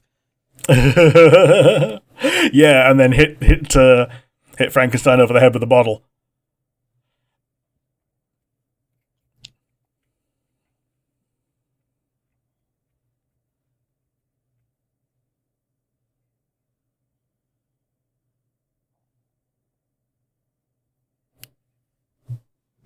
It is all your fault. There's no one else to blame here. Yeah, the only other one to blame is Fritz, and he's dead. But it wasn't Fritz's idea, though, was it? It wasn't, but it was Fritz's problem that he antagonized the monster and got himself killed. That is very much true. Yeah, being a little prick. There are no tears shed for Fritz. No, this is just necessary. He's got the fucking handwriting of a doctor, isn't he? He does. It does say dissection at once at the end. Got that bit.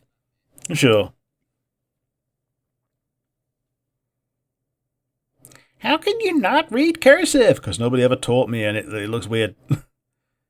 And again, that wasn't just cursive. That was also written cursive, not fucking typed out. Yeah, like Doctor Cursive.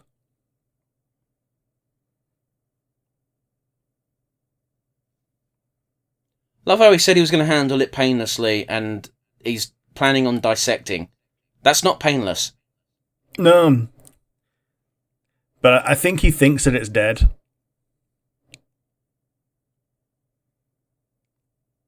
If he thought it was dead, why would he need to say painless? Yeah.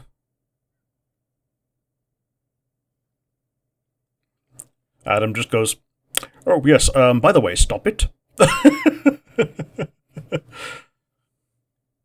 This is also why whenever dealing with a dangerous creature, you should always have a minimum of 2 people.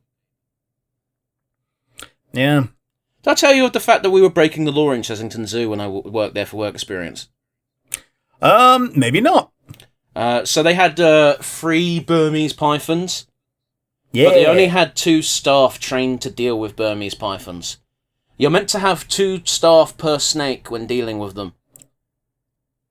Right. But they would just have these 2 chaps dealing with them at all times, and it's like, cool, that's not safe or allowed. No. This was years ago, mind you, and I don't even know if they still have those snakes. Well, I mean, it's long enough ago that those snakes might have shuffled off by now. Like, they wouldn't have died. They might have been moved to a different zoo. What, about 15, 20 years for a snake like that? The Burmese pythons live for a long time. They're big. Okay.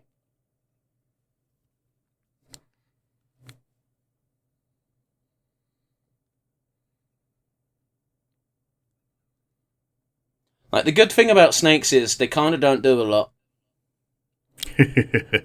Like, except for when they do. Does that make sense?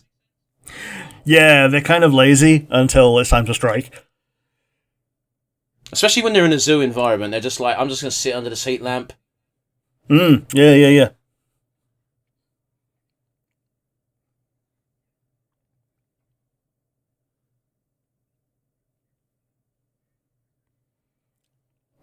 Bullshit! Are they preserved? These ivory flowers.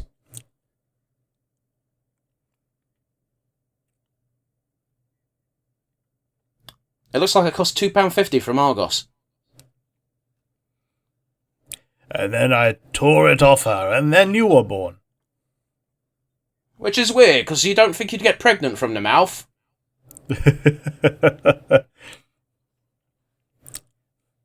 Or quite so quickly. In fact, you may notice that your skin colour is slightly darker than mine. Yes, and that you have you have the devil's red hair. I don't think he's got red hair. No. No.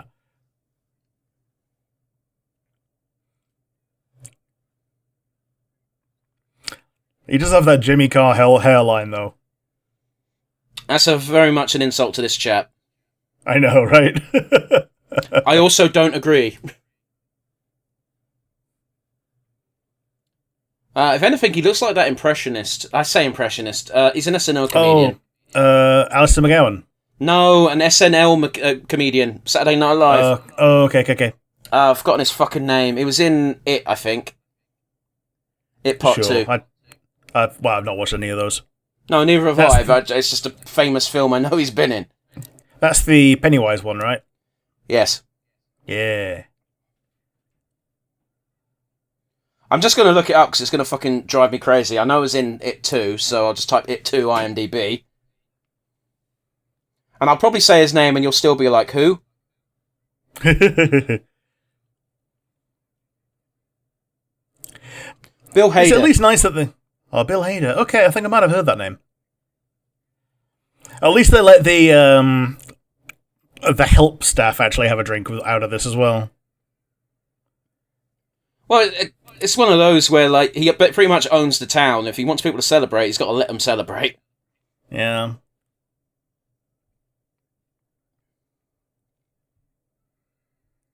Also, it is just cheap beer. Oh, yeah, it's crap. They're in Germany. Like...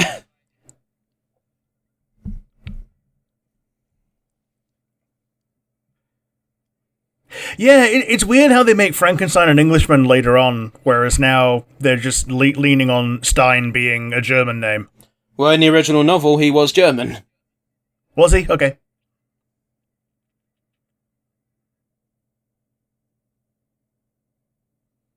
We're going to get to that scene I told you about. Oh, look at the cat! Oh!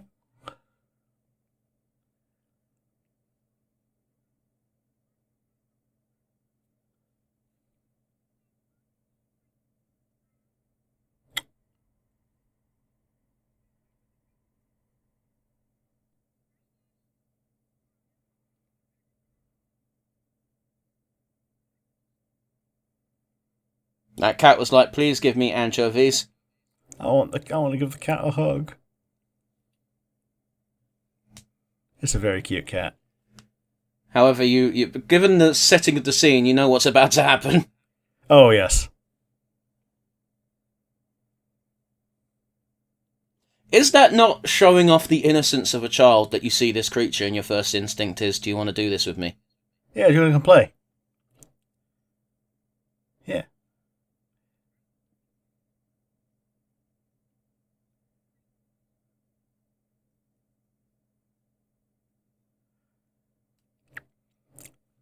It's the first time he's ever been shown kindness. God damn, you're right, and that's fucking depressing.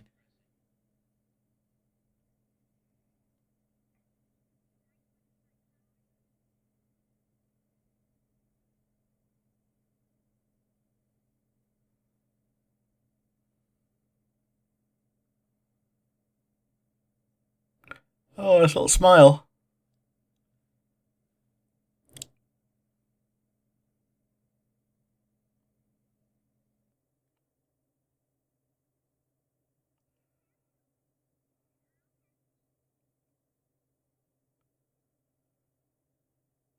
Aw.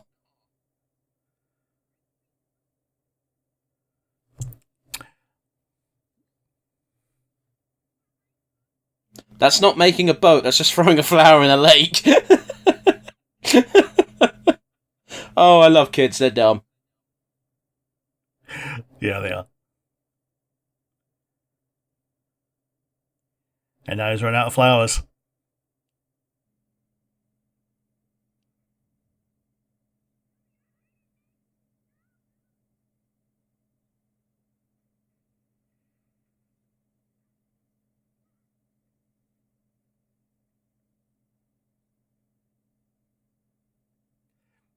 Run away, run away. This scene would be ruined if we had the panpipes from last week.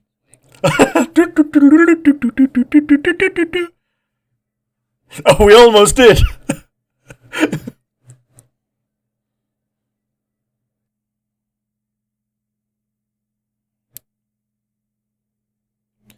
Man, what a short scene, and yet fucking encapsulating the essence of the monster, like, wonderfully, right? Yeah, like we said, it was the first time he'd ever been shown kindness. We saw his first ever like genuine smile, and then like his sheer innocence juxtaposed with hers.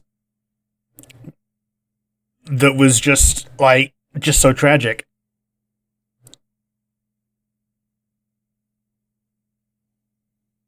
Looks like a Dark Souls villain. She does. She's going to pull out a massive scythe. This land is peaceful. Its inhabitants kind. Liar. God, it drives me fucking crazy how much of a liar that bastard is. Maybe just because they're not a threat to her.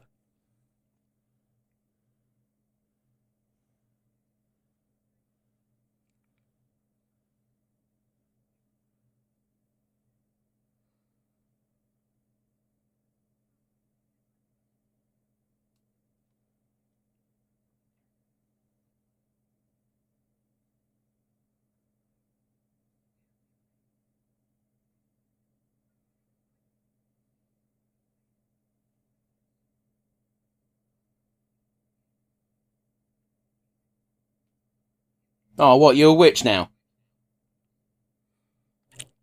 Or a Jedi. Some kind of Jedi or something? Bullshit don't work on me, only money. Yes, we get it. Racist Jewish stereotype.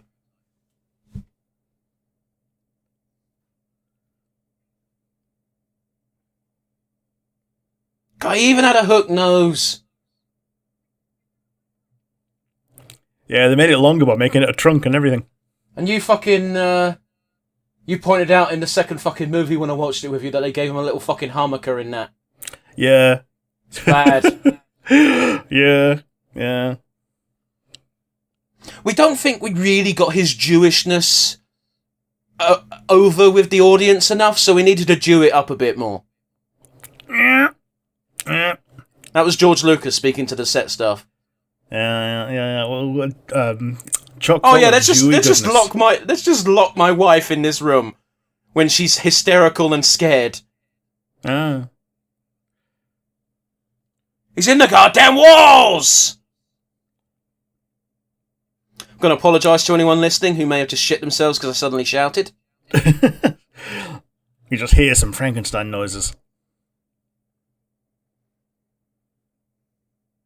It still blows my mind that Godzilla vs. King Kong was originally meant to be Frankenstein versus Godzilla. Yeah. Like you say, that's why they use electricity to make King Kong grow. Why's King Kong got electricity powers? Don't think about it too hard.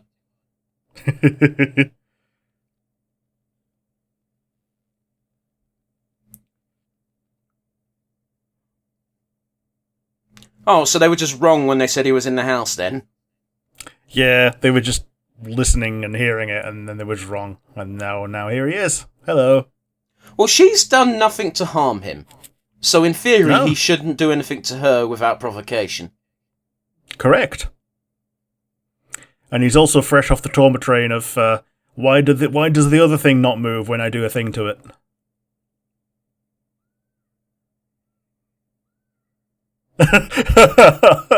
You got a monster horn. That was a very comical juxtaposition in an otherwise quite serious scene.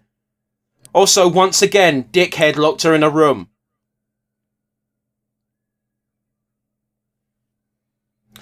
Take your time, dickheads. Okay, if he did do something to her, she just moved.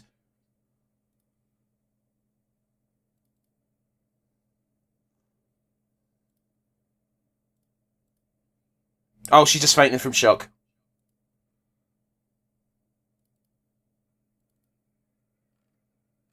Oh, well, he found it.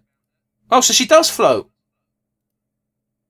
Is that joke in poor taste? There is a funny little behind-the-scenes story of they were worried about the little girl who played Maria here being scared of Boris while in costume. So they were when they're about to take cars to the set for the scene, because obviously they had to film it at an actual lake, they couldn't do it in a studio. She asked very politely if she could ride in the same car as Boris. Aww. And called him Mr. Monster. And he was very gentlemanly about it and was like, "Oh yeah, of course you can, my dear," and all that shit. It was a very adorable story to read. Oh, that's kind of cute. This is going to lead to the pitchfork and torches, though, isn't it? Oh, totally. Because we know that torch and pitchforks works because the feed's scared of the fire.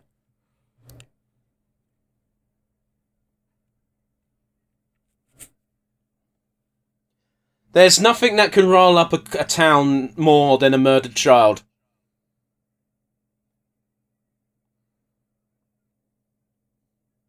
Now, did the monster know it was going to kill the child? Clearly not. We saw as much, but I don't think that matters to the townsfolk.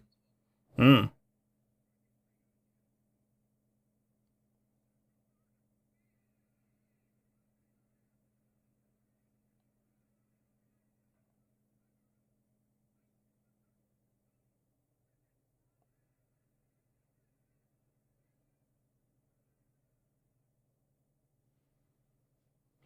Here's the thing. How does he know that she's been murdered and she didn't just fall in? Well, I assume they lived on the edge of the lake and she knew better. I guess so. I'm also kind of shocked that she lives next to a lake and doesn't know how to swim. Yeah. But, like, we didn't see anything graphic, but when the monster did pick her up, she did say, "Ow, you're hurting me," despite being held perfectly normally. Yeah, I think that was... meant to imply that he was perhaps crushing bones, maybe, by accident. Yeah, or meant to be. in kayfabe.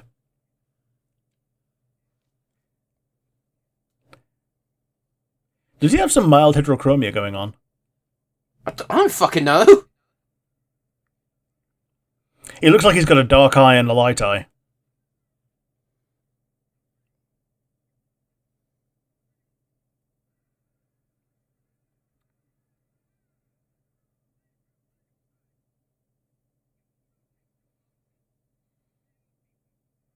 I think I know which area the monster's in.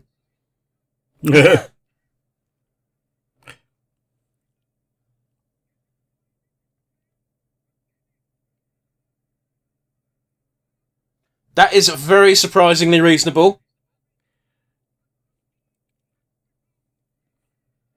Yeah, like you say, like surprisingly reasonable for what they presume to be a murder trial.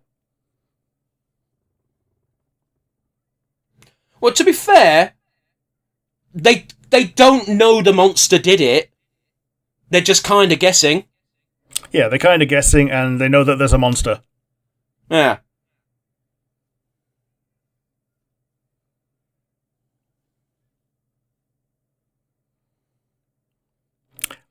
Those are not dog sounds. Yeah, I would not want to be on the receiving end of those like rabid wolf dogs and a angry mob as well. I love how they've got 3 dogs for the entire fucking group. Oh, I apologise. There appears to be 4. There's a 4th dog. A secret 4th dog for later.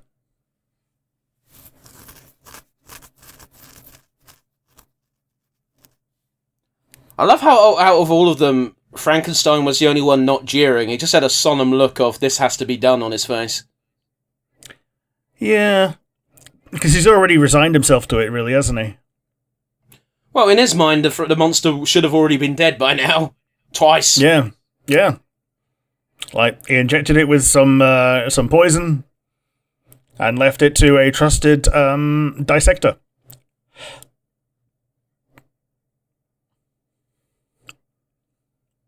Those could be orc noises.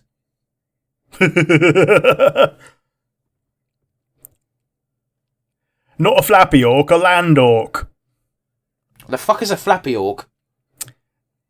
You know, the one that goes scree and has talons and everything. You know, an orc. Oh, I've never said orc, as in a hawk. You northern bastard. Look at this set. Yeah, look at all this fiberglass. Right, there's no fucking way. That's a real mountain. Look at that curtain. Yeah, look at this paint. Yeah, the painted painted curtain.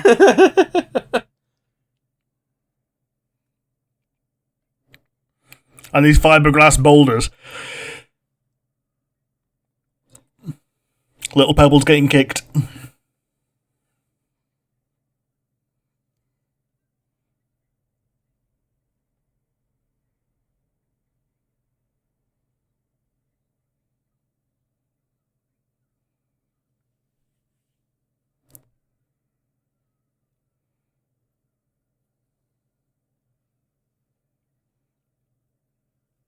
It's kind of comical.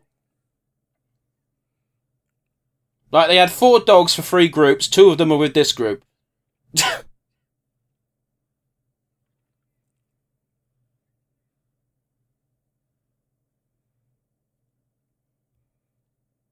This way, I'm the main character.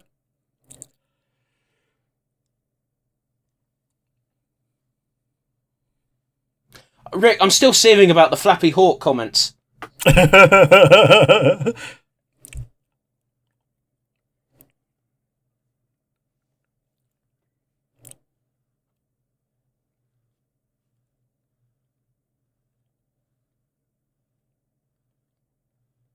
He's an orc. An orc. You know, a flappy orc.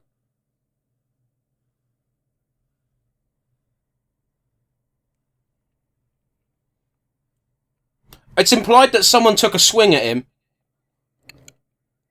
With that big old black eye on the monster.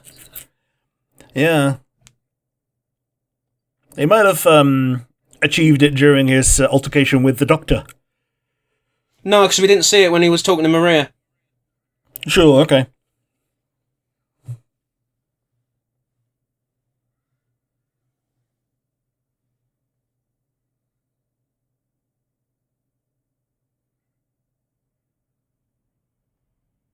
Is he gonna hold him up and go, "Oh, he's fine," and wave? Well, like fucking Woody and Buzz. Woody and Buzz, yeah. Hey, fellas, to infinity and beyond. Hey, do you want to hear a not so fun fact? Go ahead.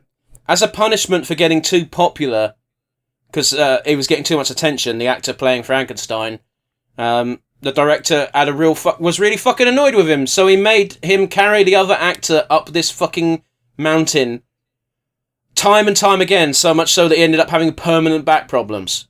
Oh, cheese and biscuits. Fuck you, buddy. Dick move. So Frankenstein's definitely dead at this point, right? Oh, yeah, they're gonna kill him. No, I meant the Doctor. I don't know, maybe not.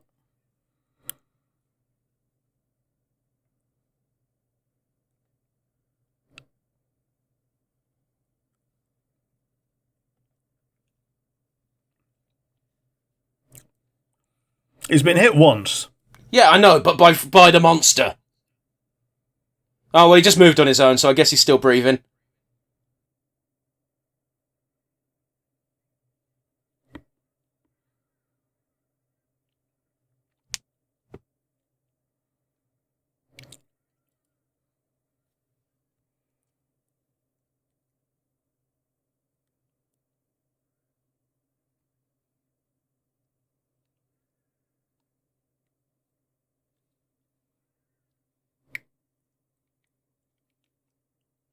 How to tell someone's a monster who doesn't know how to fight? He always goes for the double axe handle.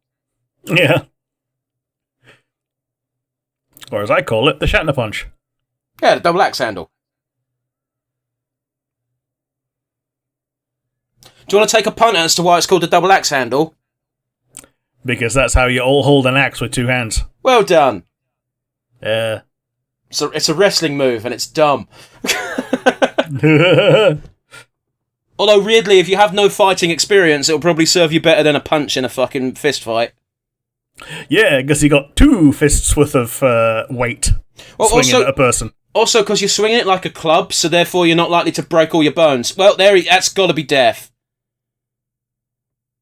That was clearly a mannequin, but this is also 1931, so you can't really blame him. Oh, he's wiggling. Fuck off. How?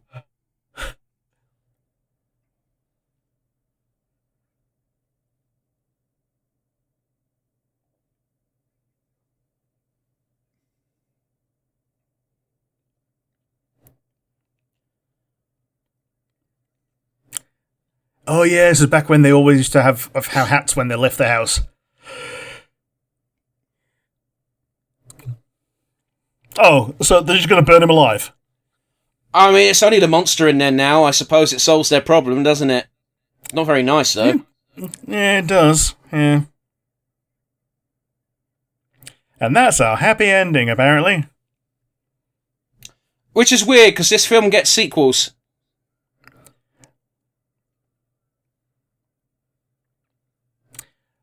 But don't worry, he's only mostly dead. He's learned about fire, and he goes downstairs to the bit where the fire can't go. Wait, hang on. That made no sense, the way the fire was working. Because it blew out from the building when he was outside, and it blew back in when he got inside. Almost as if it has a mind of its own. Yeah, the fire is antagonistic. Oh, poor baby. I mean, he's like, what, a week, maybe 2 weeks old at this point?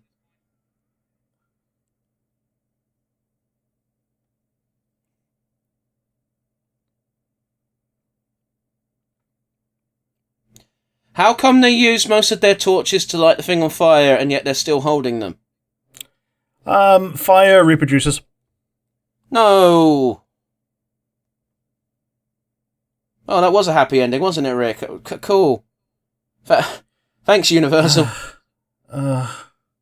Look at all these maids. Are we in a harem anime? Apparently.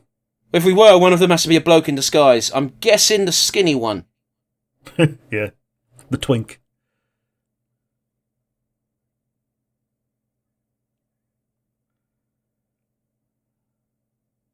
It's wine, you demented old fool.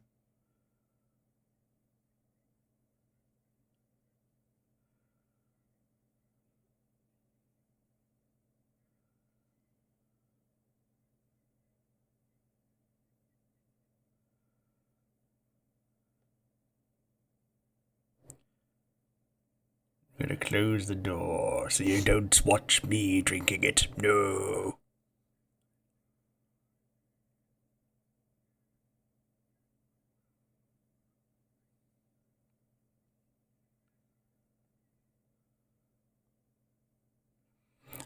I wonder how many times he intentionally fucked that one up so he get to drink more of the wine. That wasn't real wine, Rick. Spoiler, I know. Oh, I don't know. I think this might have been before they cottoned on to that. I doubt it. And there we go. Boris Karloff gets his proper credit at the end. Yeah. A good cast is worth repeating. That's a lovely excuse of pulling off that trick. Yeah, I like that.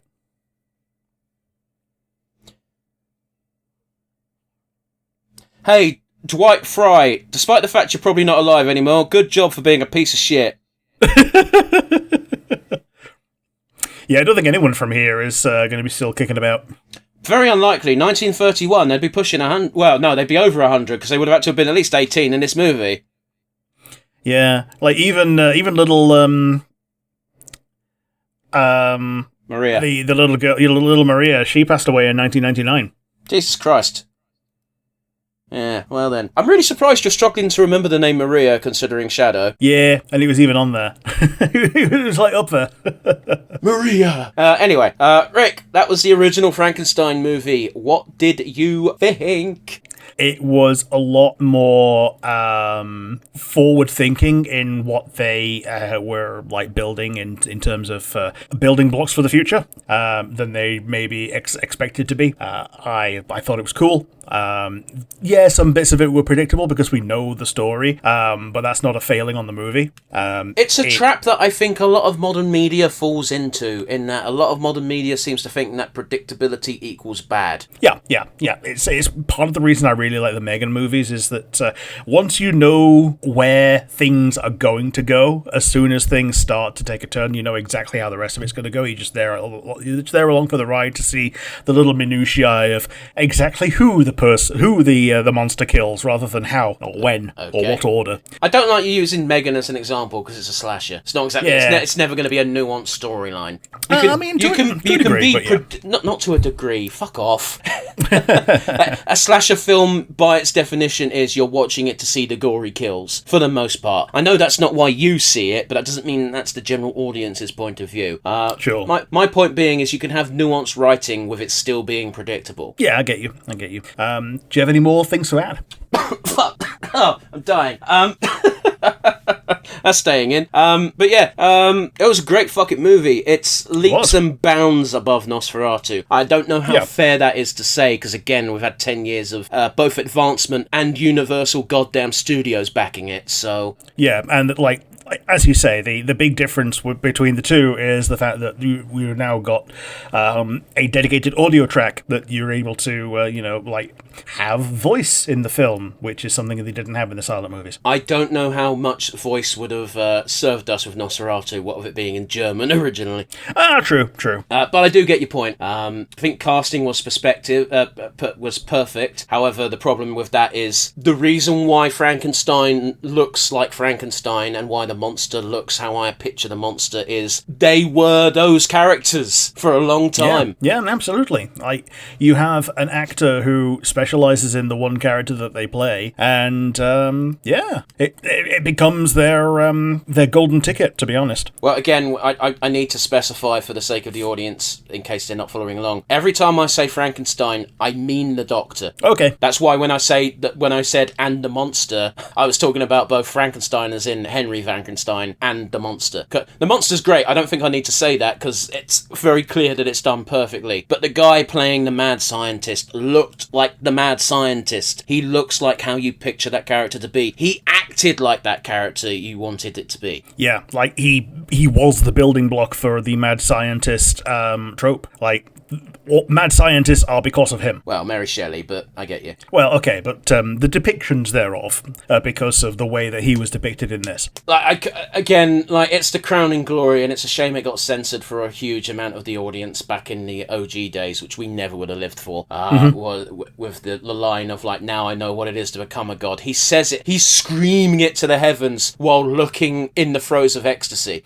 Yeah, and under no... he doesn't care who hears it. Like, the people around him, they just happen to be there, that he brought in because he took pity on them in the rain, and he's like, well, you're here now, you might as well bear witness to my crowning glory. I don't think he even took pity so much as was like, I'm knowledgeable enough about the world to know that I need to present a certain social standing face, and I can't save face with them staying out in the rain. Yeah, they're not going to go away, so I might as well let them in at this point. But yeah, it's a great movie. I don't really have any notes, so let's get to the usual wind down, shall we, Rick? Do you have a standout favourite moment? Well, I mean, it's probably got a... Does it be this alive? No, I think it's got to be the moment with little Maria, where she shows the monster kindness and he gets his first smile. Like, it's the one time when the monster could have had his face turn. You know? I mean, Rick, you're bringing it up that it's his first smile. It's the only time in this movie he smiles. Yeah, absolutely. It's heartbreaking, and it's like a little microcosm of the monster's existence. You know, it's completely innocent from both sides, both him and Maria, and when he doesn't know his own strength and things happen, he doesn't know the way of the world, that's when things turn tragic. It's just an allegory for the whole entire rest of the story. It is a significant change from the book, though, because there is one thing I do know about the book. Yeah, I know I keep saying I've not read the book. Everything I know about the book is stuff I've been told. But in the book, he talks. Sure, okay. Like, he has the ability of speech. He asks the Doctor for things. Sure. You know? I don't know if this film necessarily suffered for that, but it does take away... I mean, it does take a lot away from the character if the character can't speak. Yeah. But yes, that's my favourite moment. What about you? I don't think I've made it any secret. It's alive, it's alive, it's alive, followed by now I am a god, basically. It's so manic, it's so real, you know? Yeah, it's good, isn't it? It's so good. Like, I was so close to giving it to that, but yeah, it's so good that we've both got our separate favourite moments, and this also still ended up in there, because, like, it would be criminal not to have it. Like, it's almost scarier than anything the monster does, in how ecstatic he is as he decries that, yes, I'm above the rules of nature. Yeah. It's a shame it's slightly ruined by the monster skin tone changing colour, because, you know, it's now an actor. But yeah, it's no longer a model, it's now the actor in the green paint, which, as you said, it's because it looked better in black and white. It looked paler. Mm-hmm. It was a good effect. Kudos to the VFX artist whose name I didn't write down and I've forgotten. But you know, this has to be a culturally significant film, doesn't it? Totally.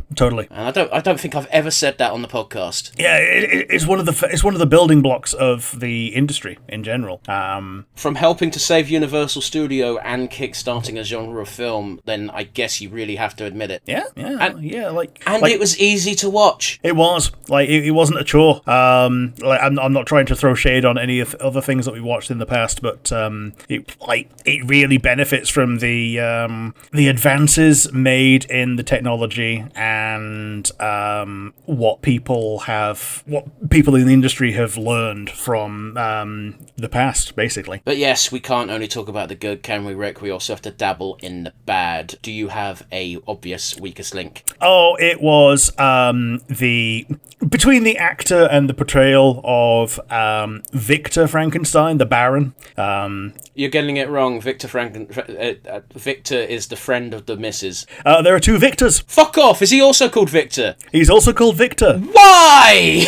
Yeah, so they call him Victor Frankenstein for I don't know why. So this is why we get the name of Victor Frankenstein and everything else. That's a very odd decision. Yeah, so there are two Victors. Victor Moritz and Victor Frankenstein. Yeah, I didn't even realise that. It was confusing having someone called Victor next to the good doctor, the arsehole doctor. But yeah, I didn't realise the dad was also called Victor Frankenstein. Yeah, so Baffling. yeah, Baron Victor Frankenstein. Yeah, the acting was notably Poor. Yeah. And yeah, that's I think the less said about that, the better. How about you, Jeff? A weakest link today? Yeah, I think my weakest link is going to be the lack... changing the monster to the degree that they did. Because again, knowing that the monster speaks in the book and is able to talk and have a conversation, I get why they stripped the ability, because it would change the plot significantly. It would, yeah. It removes quite a bit of the... sympathy from what is otherwise a very simple creature. Well, again, the monster could still be incredibly sympathetic character with the ability to talk. The difference is, would it have felt even worse if the monster was going, "Stop, please stop," as he's getting beaten by Fritz? Yeah. But the big problem would be if the monster could talk, and the scene with the little girl would not be able to have happen. No, not the way that it happens. The only reason that scene works is because the monster can't talk. I get you. So, yeah. Also, fun little tidbit. Apparently, the Tesla coil was actually built by Nikola Tesla himself. Weird. Yeah. Huh, fair enough. That's very cute. Rick has the IMDb page open. In case you couldn't tell by the fact he knows when Maria died. I was going to make another point, but you fucking thrown me now, so thanks for that. No comment? Okay. No, I'm... I could apologise, but it was insincere. No, I would have believed you, Rick. It would have been nice, but it's fine. We'll move on with our lives, you dick. We don't like to end on a low light, especially in our personal relationship, but oh well. Rick, do you have an MVP today? As if I have to ask. Well, yeah, I'm going to give it to Colin Clive, Dr. Henry Frankenstein. He carried a lot more weight than the monster. Like, as cool as the monster was, I think it's one of those where you realise that the real monster was the Doctor, as in the real monster was Frankenstein himself. You learn that very quickly too. Oh yes. It's it's like a pipeline of thinking that Frankenstein is the monster because you think that's what the creature is called, to realizing that Frankenstein really is the monster because that's what the Doctor is called. And it's you can't have something like this without a villain, and we have a villain protagonist, and he really did. He bore that role with, like, absolute aplomb. So, kudos, Colin Clive. He had such a range as well, because we get the calm, cool, calculated character at the beginning when he's stealing the body parts. His composure cracks. We get to see that glimpse of the mad scientist that he is, as he declares that it's alive, to him being tired, to him being resolved again to this problem needs to be solved. Yeah, absolutely. All of those things. But yes, that's mine. How about you? Who is going to be your MVP for today? I thought you were going to say someone else, and I was going to give it to the Frankenstein actor, so instead I'm going to give it to the obvious other part that made this movie great, and that is, of course, Boris Karloff. Yeah, Boris Karloff as the monster himself. You were going to say Frankenstein. I heard it. Yes. I think it would be incredibly disingenuous to not give this man a nod, despite the fact that he's been cited time and time again as a massive part of cinematic history. Yeah, absolutely, and for good reason. Yeah, gone. He's definitely up there with Bela Lugosi as like the founding cornerstones of early monster, the early monster rogues gallery, really. Yeah, and to give props to another actor who I've always given props to. So much so I gave him props last week. It's not easy being a big man in Hollywood. It's even less easy to be a believable character without saying a goddamn word, and this is a badge of honour I've put on 3 people so far. The first one being David Prowse, Darth Vader, if you don't know. The second being Max Schreck. Nosferatu did a fucking magnificent job as the character, despite not talking. Yeah. Like, the character speaks, just in cursive in form. title cards. Yeah, in cursive form. And last but not least, which is kind of weird because if anything, he's the guy who popularized.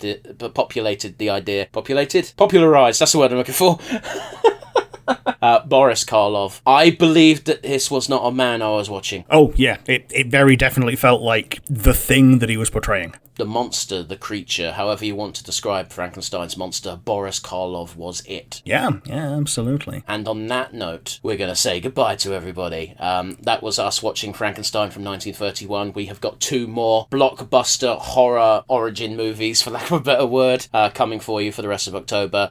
If you want to take a guess at what those are, we've got the comment section down below on YouTube. We want to see if you can guess it. Alternatively, if you're not watching on YouTube or listening on Spotify, you can send us an email at nonsensereviewuk@gmail.com. We are open to ideas, although we won't be listening to them for Halloween because we've got that booked. Yeah. So we'll see you again next week, guys, for some more horror offerings. Bye, everybody.